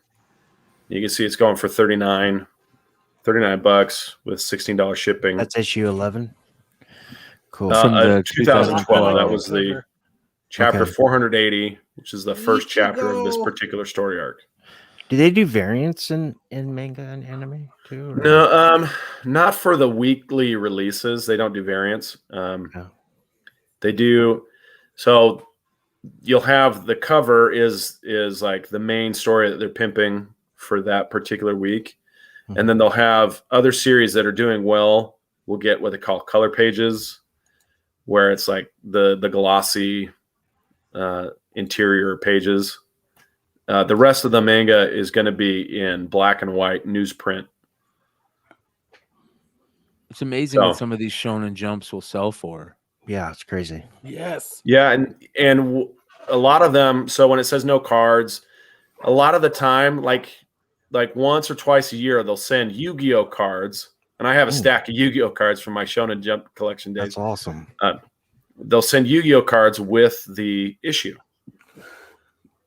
and so you can get some Yu-Gi-Oh cards. Look at this. At first, My Hero Academia in Shonen Jump from 2014, $200. This is Coach something that we're Kame. gonna, this is something that we want to start definitely getting more into, because it is fascinating to see some of the ways that this stuff's being collected. Yeah. The volumes, like I've been showcasing, every so often picking up, they don't have a lot of resale value, but these weekly issues do have a lot of resale value. And Brian, can you bring up the one that kind of ridiculous the crazy one? Yeah. The 50th the 50th anniversary. Yeah. Okay, so 141,000.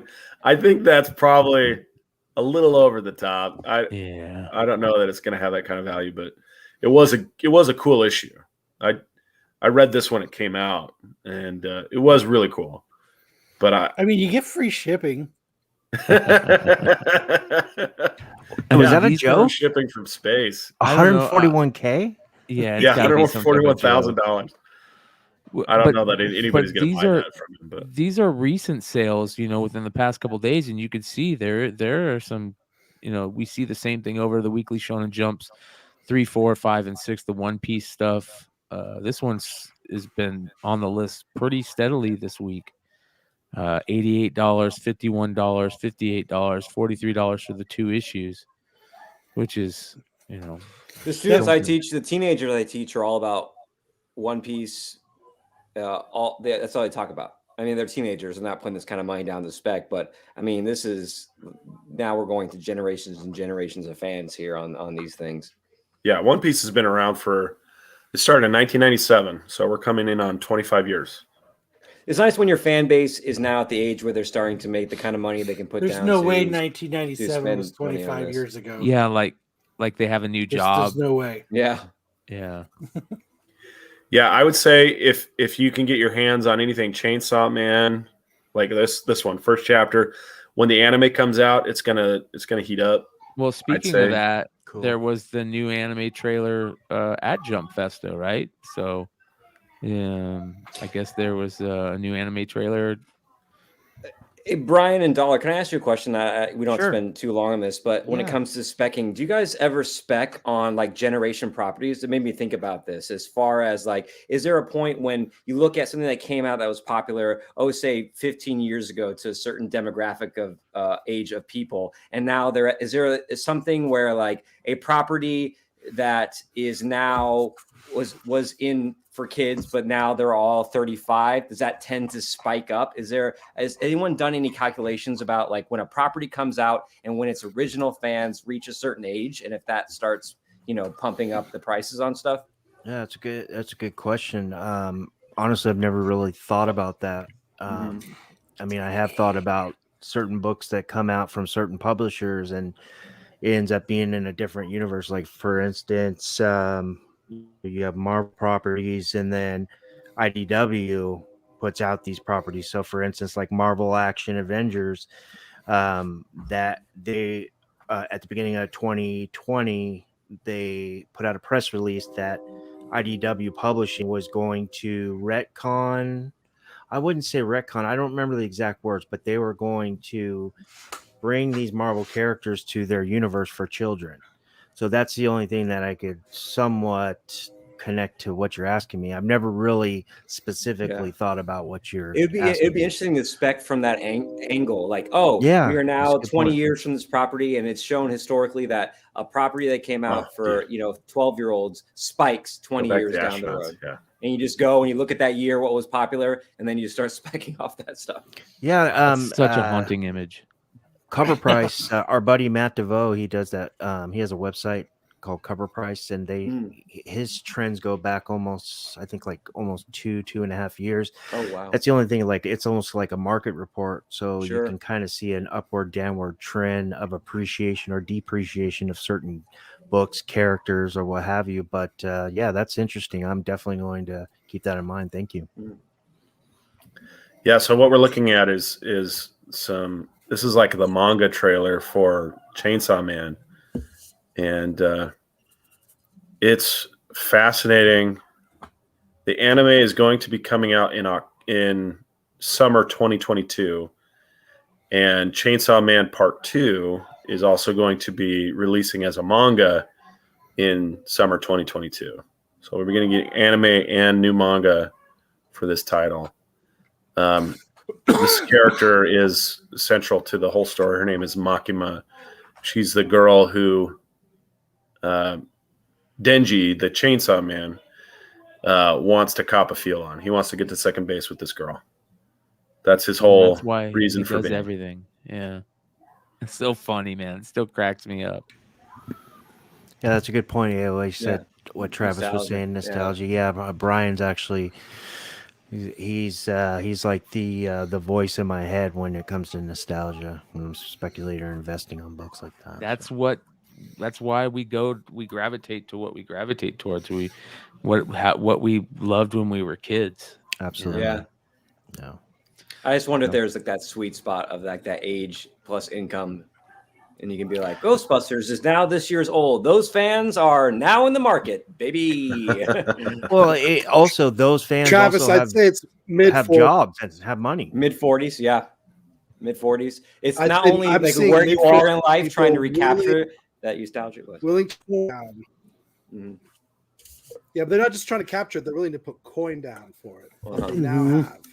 I mean, So I think it's that 35-year window that we're looking at. So when you're 10, add 35 years, then that demographic is willing to spend on the nostalgia. 35 years ago, now we're looking at like He-Man, right? That's coming out. Like we're looking at Exactly. That, that actually that algorithm, G.I. Joe, yeah, that and all it's adds up. happening. Yeah. Yep. I kind of wish they'd go back, put He-Man back on the shelf. Video and game redo it. comics, Mario Yes. Brothers, Game Boy, all the Game Atari Boy. stuff. Who the fuck is Mario? So now's when you got to start All speculating. 35 Rugrats, Doug's, Salute Your Shorts, all that Nick That's stuff the from the next 90s. generation. Get that yeah. stuff Camp now. on Awana. Yeah, get We that hold shit you now. in our We hearts. should be on the Tell me cusp when of we think Gargoyles. about Maybe you. the next 5 years, Gargoyles will be back. Start Shirt specking on tails, Nickelodeon today, people, for 10 years from down the road. Yeah, go. Say it Gadget right or pay Arms. the price. All right. My new favorite character is Spider-Punk. And shout out to Wanted Comics. If any of you guys are in the Ontario, California area, you have one more day of Revolution Ontario Comic Con. Is that Drew? Yeah, this is Drew right here at his booth. Drew says celebrity sighting at the Wanted Comics booth. A big shout out to Spider-Punk holding our copy of Spider-Geddon #1. So a lot of crazy good deals over at the Wanted Comics booth. Trust me, you will go over there and find amazing low price stuff that he forgot to price over the last couple of years. And make sure to also stop by and say hello to Big Clutch and check out Big Clutch's goodies. Sounds like he's got a bunch of goodies over there. And say hello to Big Leg. But going back on another one, that's why I'm holding on to all my SpongeBob comics. Smart, very smart. Someone in the chat said Battletoads. That's a great idea. Yes. Amen. Hey, whatever Yeah, for happened sure. to GoBots? There's still people still love them, right? I liked them more in Transformers. Get out of here, really? I mean, yeah, because they were so easy. Transformers became so technical. I was just like, it's like a Lego set. Just like forget Remember it. the little muscle men, the little tiny Oh, guys? I that love had those. My muscles? mom used to Yeah. buy those for me every Mhm. birthday. My Put 'em in mom your used pocket. You could take a dozen out to dinner in your pocket. and just put them in there. And they had the wrestling ring where you would Mhm. put it in the little thing, and you'd kind of like a rocket socket robot kind of. Hold on, let me buy some right now. My mom, she was the manager of Thrifty Drug for like 25 years before it became, so I got when Upper Deck came out, I got the sealed sets of baseball and all that. And she used to give me all the action figures and stuff. It was a good That time. might be the best occupation for a mom when you're growing up. Yeah. Is just to be like, have all that. I have the best yo-yos. Yep. That and ice cream. Yeah. They're the best ice cream too. So, okay. There is good news to be had this weekend. We have one more day left in the Golden Holiday auction, and the Ovechkin card is doing well, ladies and gentlemen. Woo! 22,000. 22K, 26.4, but with the buyer's premium. So whoever's buying this card right now is paying $26,000 for it. So basically, last night Brian went to bed and it was at like 9,500. He went to bed with a soft penis. He woke up with a huge boner and 22,000 to go. Yeah. Well, question: what's the shipping on that? We gotta add it. Free shipping, at least. 22 hours, ladies and gentlemen, and I was starting to get a little worried, but it was at 9,500, and I said at 10 grand I'll be happy. So I knew it was getting close. So pretty stoked. So about what are you this now? one. 10 grand, you're happy. What are you now? I'm excited. I'm ecstatic. I am. Oh shit, Brian, is this your card? Yeah, Mhm. yeah. This is my I must card. have- It's up This for must sale have- right you know, now. I thought this was. I thought I must have been mentioned on one of those filler episodes that I skipped. Yeah, one of those bottle episodes. Yeah. Yeah. So I sent this Awesome. in. That's Good really, investment. I'm excited now. Yeah. So this is the biggest flip to date, ladies and gentlemen. Bought for $200 like 3 years ago, I think, when I first started on Flipside. And here it is today, a little more than $200. I'm making off of it. So Dang, Brian, you can afford to hire a secretary now, and I am available, and I have a resume on file. they pay out in Bitcoin too, which is nice. Do So, half in Bitcoin, half in cash. yeah. So Now, David not will be on- happy. Brian, Not come only spend it at this- Fantastic Worlds. Yeah. Not only is the Where all the Ovechkin, keys are. not only is the Ovechkin there, and the Ovechkin is mine, but so is this card, which is at 3,500, which is nice. So we'll see if this guy. You should have started with the lower card and worked your way up to the high. Yeah, worked my way up. Brian, did you already go through the whole process of how you got that to the auctioneer and stuff like that? Did you already talk about that? Yeah, so I'll go through it Okay. again. Basically, I contacted Golden Auctions, who's one of the biggest auction house, probably the biggest auction house for cards, the card market. They're expanding into comics, VHS tapes, and video games, also collectibles market. So we're gonna have them on the channel. I think the way that they're moving into comics and other collectibles is They perfect should to have them totally on. come on the Saturday night show and talk about Oh it. yeah, definitely. Yeah, we'll definitely get them on the Golden Auction guys. And of course, I want to get Vinny Kumar. We're gonna try and get Vinny Kumar on the channel too.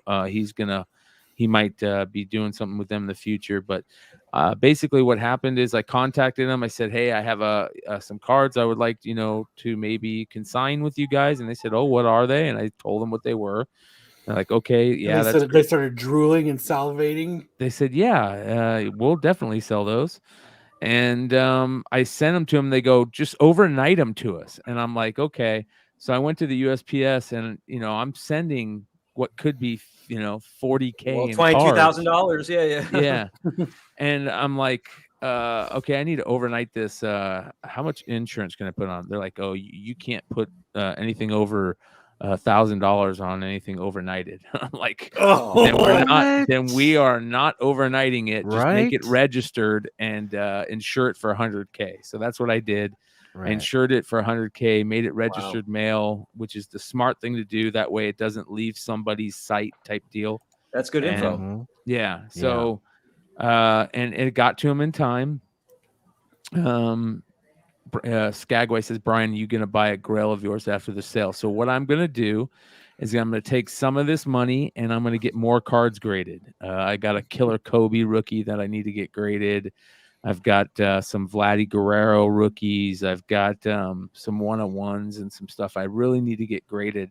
And grading is so expensive right now. It's $150 per pop.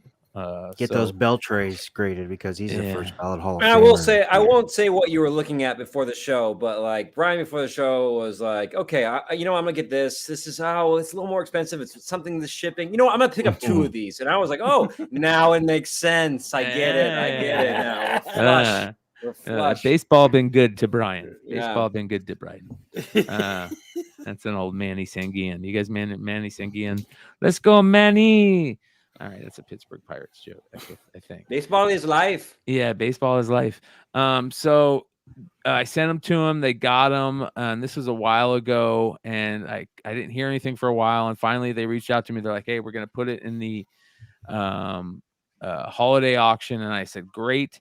And I didn't even know that they had put them up, and I went and checked on them live on the air. I forget what show we were on. Oh, wow. Yeah, and there they were, and I was pretty stoked about it. So we'll see. This card the last 2 known sales were at 23,000 and 31,000 is where they ended. So let's see if we can get to 30,000 on this. Yeah.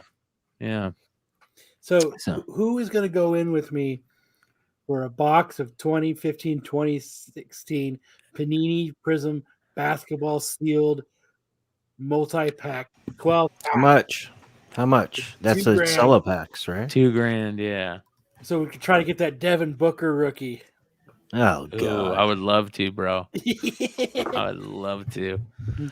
You would definitely pull a Booker, but yeah, might not be worth it. My wife just came out and said no. I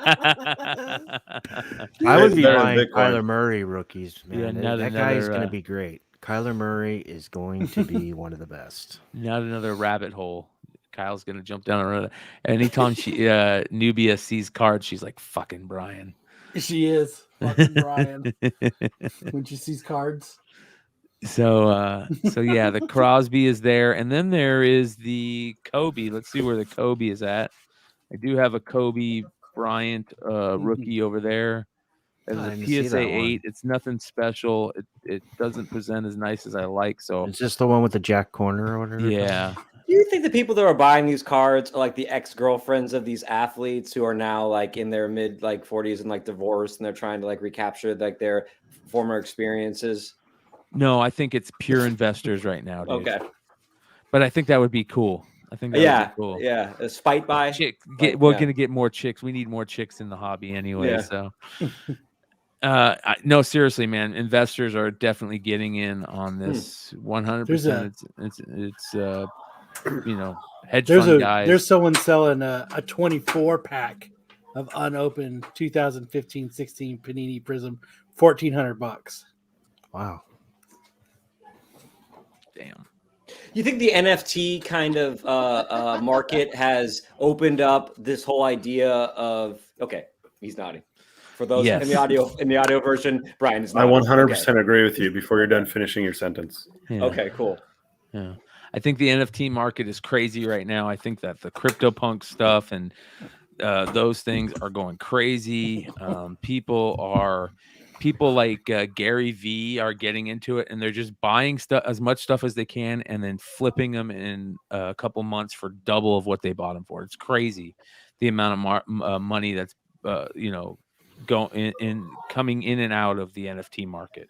And there are some scary things that are happening in the NFT market too. A lot of weird stuff going on, and fuckery is afoot, but there is also a lot of money to be made in that market. I gave up trying to get any NFTs. It's hard. Dude, right? I can't get any comics on that app you gave me. I've been waiting, and they're gone in like boom. A second. The VV, yeah. Mm-hmm. Yeah. Well, somebody did reach out to us again to talk about it again, so we'll try and get them on here one of these days to talk about it. I forget what he said, but he said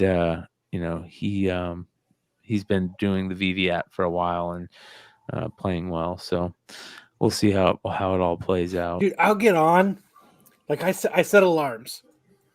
So like 10 minutes prior, I get on the VV app and I sit there. And the thing you got to watch with the VV app is the timers start to stray away from actually what time it is. So you actually have to refresh. You have to actually leave and then come back in because the timer gets away from you.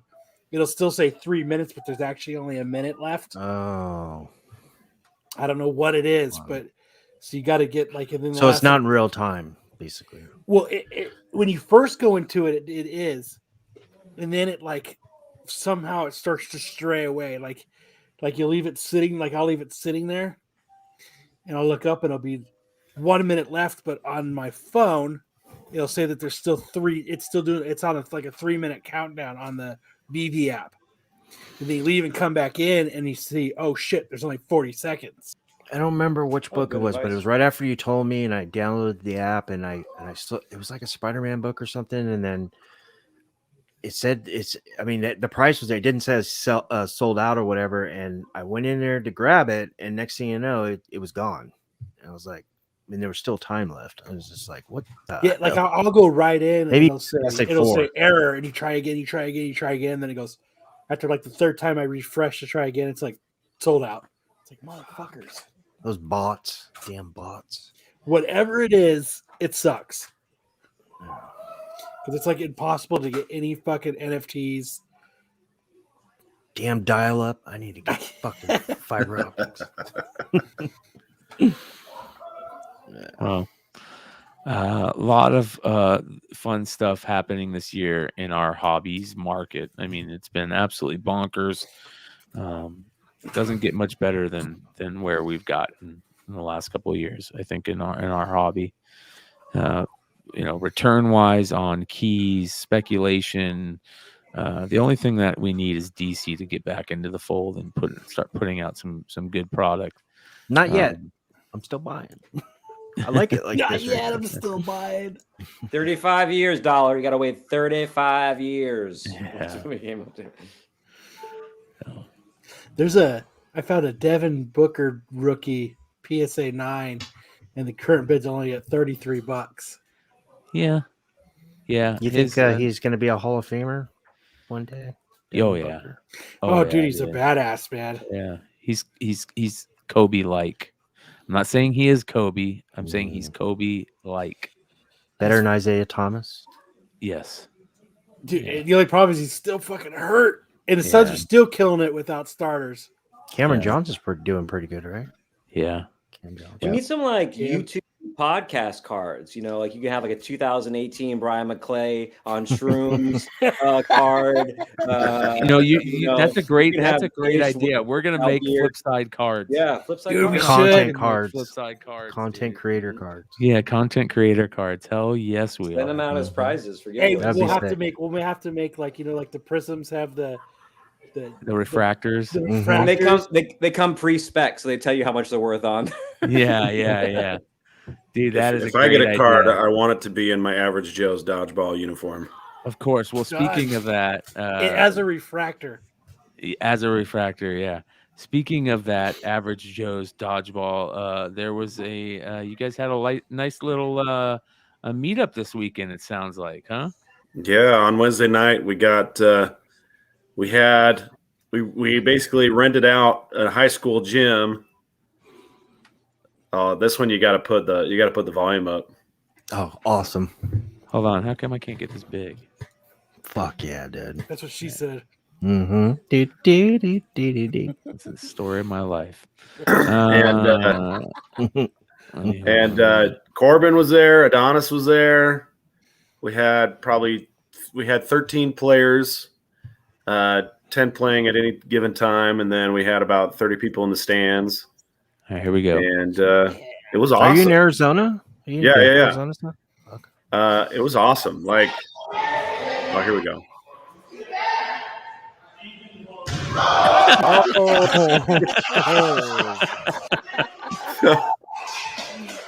So that's my wife in the stands.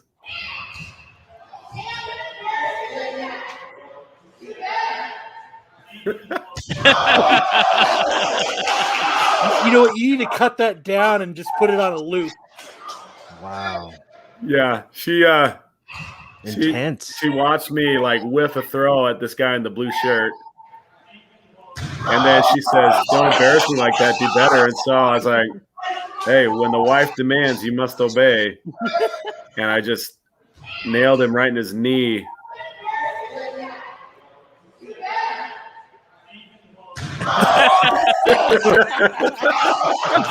And then I did a little victory dance after. Bold move, Cotton did it. Was that a man or a woman you nailed? Where? Which one? The one in the blue right there. It gets nailed. Yeah, he's a man. He's an old neighbor of mine. His name is Abraham Pena. He plays guitar for a Selena cover band. Oh, nice. And really awesome guy. All these guys are awesome guys. One of And he these days, gave I'm him going to have to make the drive. The hat trick. Yeah. So awesome. That's good stuff, man. Totally fun. Dude, I'm still stoked about the fucking Flipside cards. Yeah, we're definitely gonna do that. We're definitely gonna make Flipside cards. 100%. Refractors. All of it, man. We're gonna have Well, you gotta do them like autograph you can't versions. do them. Yeah, you gotta do them like Pokemon cards so you can battle them. Yeah, we That'd can be do that tight. too. We can That'd be figure it tight. out. Oh, yes. We can have stats. I love Pokemon cards. I don't care what anybody says. They're fun. Nico stacks are going to be short, though. Yeah. The stats will be short. Sorry. So will I. I'm short too. See, your knowledge 5'9" and dropping, 3/4 your is knowledge no dropping, and basketball your player. spec info makes your stats go up. Yeah, but I'm Yeah, not always Spec right. info stat super high. Yep. Yeah, there you go. Picked up one of these over. Did I show you guys this? Got yourself a was it a third print, fourth print, fifth Fourth print? print. Yeah. Let's get into pickups real quick. Here, let's for $75 or something like that. I like it. I like the purple with her. Just like Yeah. a good matching. I mean, that third print one is the one I think that has the most probably room to grow. I mean, not a lot of people like designs, but it's actually a decent design variant, and it's all the other, what's it got, 5-6 prints or something like that. So all the other covers are all the same. The late printings, except the third print, it has the design. Bob Denley had the first printing. Let's see. Yeah. Okay. So I grabbed this one last week. My buddy Cal. This is I don't know if I showed this to you guys or not, but King Size Annual or X-Men Annual 4. This is origin of the Nightcrawler, and find out a little bit about his history there, his mom. Found another one of these. It's my second one. This one's not in good shape, but this is first Justice piece. Until somebody changes my mind, I still think that the MCU retconned these peacemakers or whatever you call them, Justice Peace, Justice Love, and all the justices for the TVA, and into those Hunter B-15, Hunter C. I think that's what these are, because his weapon of choice is the same. It does the same exact thing as the weapon, that stick they had in the Loki, where it took him to the different, what was that, the void at the end. So I love that's probably my favorite color scheme on Thor font. That orange and that yellow outline is really pops. I got this one a while ago. I hadn't shown it, but thank you, Big To Do, Comics, Tunes, and Toys, and Tustin. He's my main man. He's on IG. He's a really good dude. He's his name's Mike, and he's donated. He's really into toys like Brian is, and he has a ton of them. He's donated a ton of brand new sealed toys, even collectibles to, unfortunate children this Christmas. So shout out to him. He's doing a wonderful thing. This is Art Adams, Punisher, 1 in 25. Or, I'm sorry, Neil Adams, 1 in 25. It's not the best, but it's cool. It was only $9, dude. I got my first Bombshell, I think we covered that here, right? Wasn't Yep, that Wendy last week, Conrad? Canadian price variants. These are all Canadian price. You see 75 cents right there. And then here is your direct version. I don't know what the frick's going on with my camera, but anyways, I got this Todd McFarlane cover. Got that from my comic shop. Got it for $11. It's really good shape. Shout out to my boy Sam. Got another one of these. This is Silk 7 manga. Is my third one. I'm into the Marvel manga covers. Yeah, I'm trying to get into anime and manga, like Sam was saying. It just seems like an untapped market here in the States. I could be wrong. I just saw a book for $141,200 and whatever dollars, and they didn't even have free shipping with it. So yeah. These A-Force covers, I think that A-Force is happening. I think Scarlet Witch, Scarlett Johansson. I think that's the property she could be working on the side. They said she's working on this, some property on the side because they screwed her over with Black Widow. So I just been buying every kind of key issue or cool cover or what have you. I just know that number 1 is the first appearance, and then issue 3 is the first full. Picked up another one of these 125 guests for the new Star Wars series that just came out. I really like it. Hey, Dollar, you might have your green screen stuff still on. Oh, really? Here, Yeah. let me fix that real quick. Yeah. Sorry. And then this one I found $4. I was really excited. That's why when we first started, I was like, "Are we gonna do pickups first?" I just told a guy on Mercari I found one for $4, and he just went nuts. But this is my second one. I only had one. I had a big spine tick, but found this today for $4. Nice. Yeah, Nice. it's a $200 book right now. So, yep. Other than that, I did pick up another one of these from Nucadia. I keep finding these. This is first cameo Taskmaster. It's basically the same exact thing as Hulk 180 to 181. If that character ever comes to, I think that book could do something. I think this one popped about a year ago when the Miles Mania happened during the pandemic. It has definitely came back to earth, but I think this is a really interesting cover play due to the fact that the society we're living in now, and what we face as people and law enforcement. And I support law enforcement. I love law enforcement. But unfortunately, there's a few bad apples out there, and I think this is a pretty good cover. I sold that to you, Brian, didn't I? Explain. think I'm not so. sure if that's his uncle or not, like in the movie, but And then I think I showed this one already. Yeah, I did show that. Yeah, that's it. I'm good. Yeah, I was showing you before. I realized I had this one still in my pile. You lucky jerk. Nice. I bought all these when they came out. It was on my pull list. Sweet. So a bunch of them I sold to Brian, but Yeah, I like the sitting in the tree ones. yeah. So I pulled that one out today. That was the only real one I had for the day. Got any other pickups? I guess know. so. You got some, Sam? Yeah. Sweet. I mean, these. I'm new at this. Okay, so I don't want anybody making fun of me.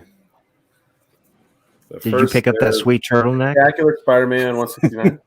Nice. Mm-hmm. Oh, is that McFarlane? No. Or is that Spectacular. Bagley? Spectacular. I don't know who it is. Oh, Guys, I'm new. Spectacular? I don't know. I don't know whose signature that is at the bottom. Yeah. But also got this one. Nice. Spectacular Spider-Man 173. Any Doc Ock cover is cool. Yep, I agree. Absolutely. Beautiful. And I think I've shown this one already on the show, but since we're talking about Mark Bagley, that is a signed Mark Bagley. Nice. Oh, wow, Nice. nice. The first appearance of Cardiac. Nice. I love McFarlane and Bagley's Spider-Man. Since we're talking about Spider-Man. All right, who's talk about next? Spider-Man. Travis.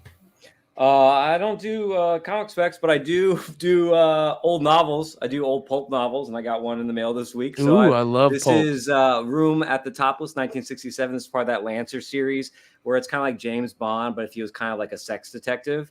That So orgy it's man. yeah. That's awesome. The orgy man, yeah. So look at these. You gotta love these old Ooh, that is Yeah. good. Oh, that's How's it smell? good stuff. Yeah. Oh, it smells Mm. good. so good. Titillating. Yeah, get it in there. Not Oh, but some of bad. these pages are stuck together. I don't know. Oh, Yeah. Oh, They get moldy Those are after the a good while, man. parts You of the gotta story. take care of that. Ish, you got anything? That's a no. All right. that's a negative That's Ghost a Rider. negative. Hey, We got a Ish whole just home picked store up to some pick up. Chainsaw Man. That's what I heard. Yeah. So I bought this. I got this in the. I just had to buy you something lucky from the mother. from Big Legs charity auction, and finally there was something in there that I won, and I won this. I think I paid like $70 for it. Just wanted to make sure I bought something because yeah, charity auction. Shout out to my boy Longshort. He turned me onto that book. I've been hunting. Well, speaking of which, Brian, too, you mentioned Here, something about I'll say this as a pickup. We have to Sorry, wait go ahead, now. Travis. You got to Oh, wait now. I was saying, like one of the things they're doing right now in like the YouTubes and podcasts, a lot of people are doing charity episodes where if you donate $5 or $10 to these people, like a lot of people are just putting that out. So yeah, if you're listening to someone, they have that opportunity. Throw $5 into that. And then I got this. I picked up a couple of these. I picked up a CBCS 9.8 and this CGC 9.8, Spawn number 33, because Big Leg is a cool motherfucker. And he, on the last market report, this book sold for a grip of money. I saw that.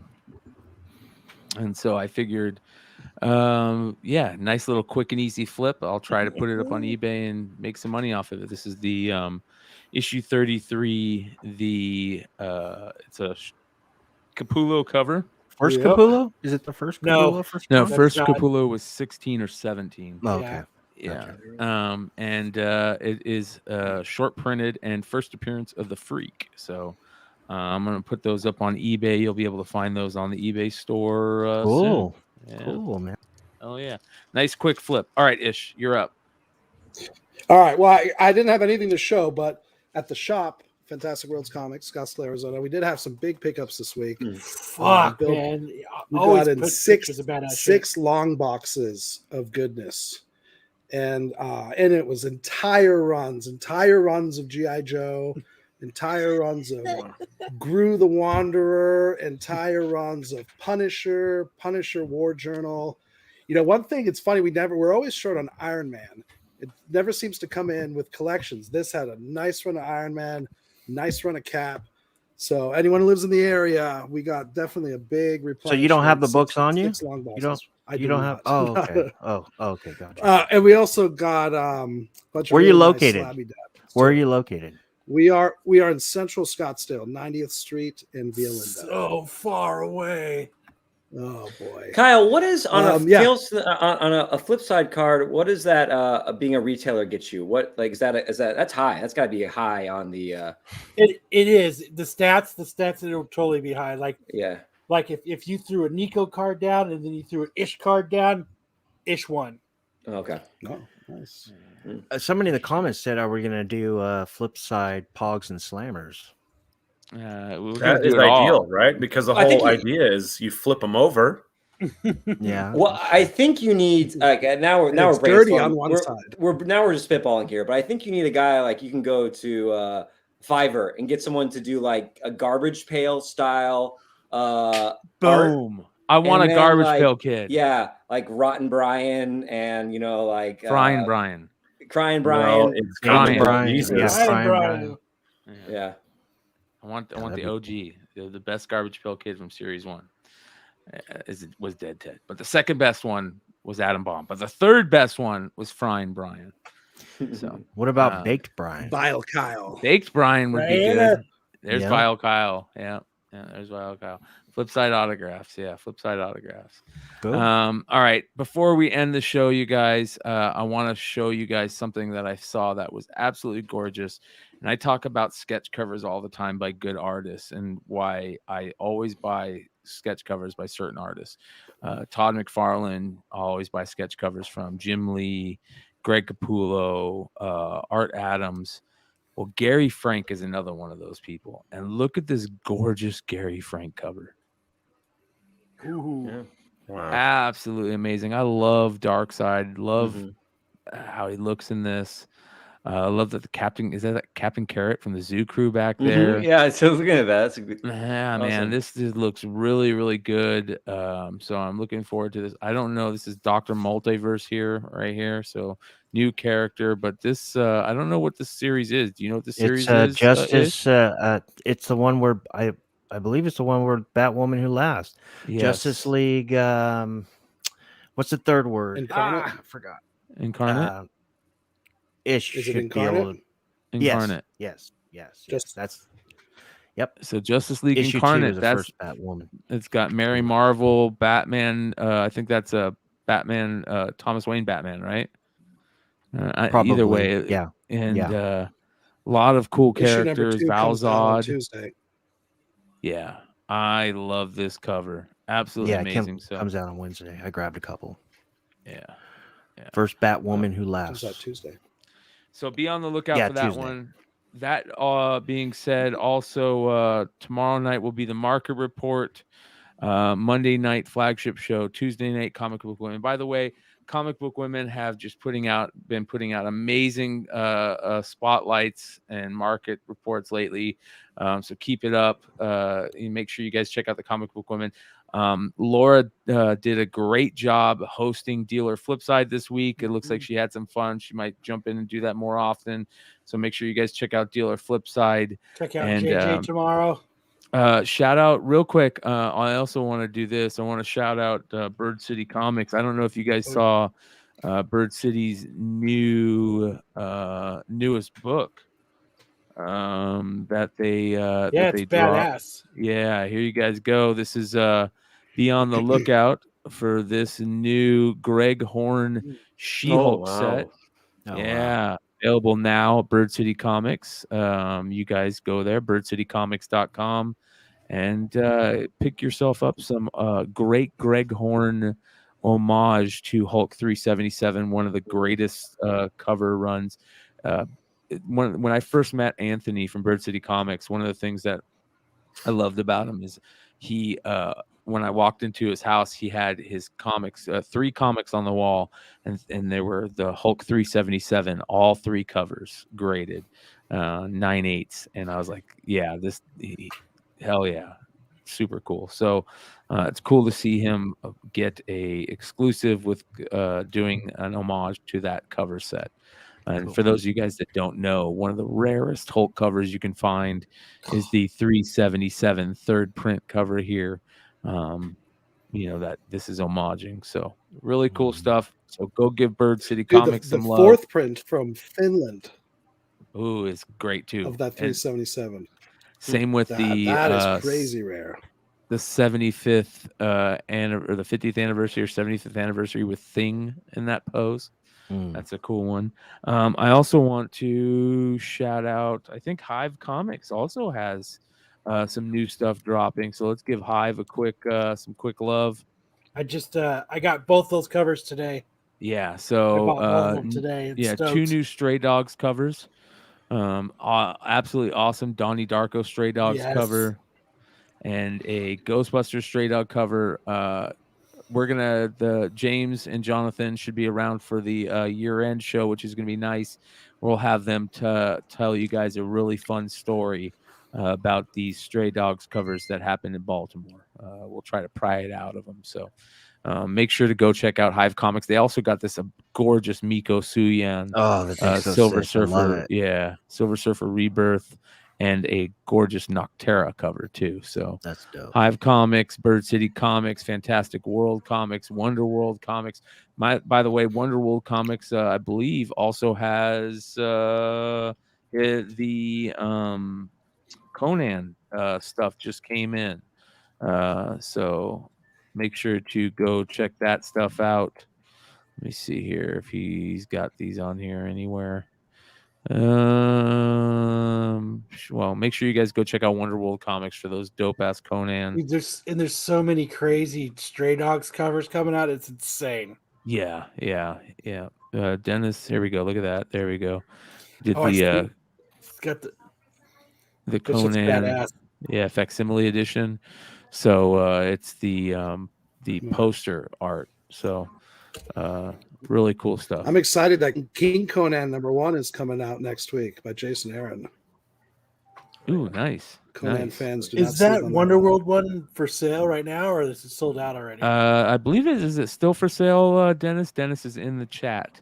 If it's not for sale, Dennis Kyle is definitely wanting a copy to be sent to his PO box ASAP. Yes, sir. So make sure If to you're still in, hit me up. Yeah, Wonderworld Comics said all of them ship today. Damn all of them ship today. Such a great idea. I got a couple of those too. Yeah. There's not even a fucked up one. I'm sure he has. I'm sure he could do something. He'll figure something out. Mine are beautiful. If you don't get it, was yours messed up, Kyle? He wants one of the Conan ones. Oh, the Conan ones. Gotcha. Yeah. Okay. My bad. So, all right. Okay. Again, shout out to everybody that hung out tonight. 77 live till the end. Bullseye Comics says, Hey gang, just got done watching the latest Ghost Report. I really enjoyed it. Well, thank you. We appreciate that. Shout out to Mr. Longshort, who does a great job with that Ghost report, which goes all the way back to the original Ghost articles with Ben Stein, who Ben Stein did those when Flipside first started. So shout out to Ben Stein. And again, Ben Stein, the writer of the Hot 10 list every week over at comicbookinvest.com, CBSI Hot 10 list. Ben Steiniger, everybody send Ben Stein some love and some well wishes to get over a little winter sickness. He's going through it right now, so send positive thoughts his way. And that being said, ladies and gentlemen, this is Modern Comic Mayhem for December 18th, 2021. Thank you guys to all the talking heads here tonight. We appreciate you guys, and we will see you guys next time. Adios. Thank you. Later guys.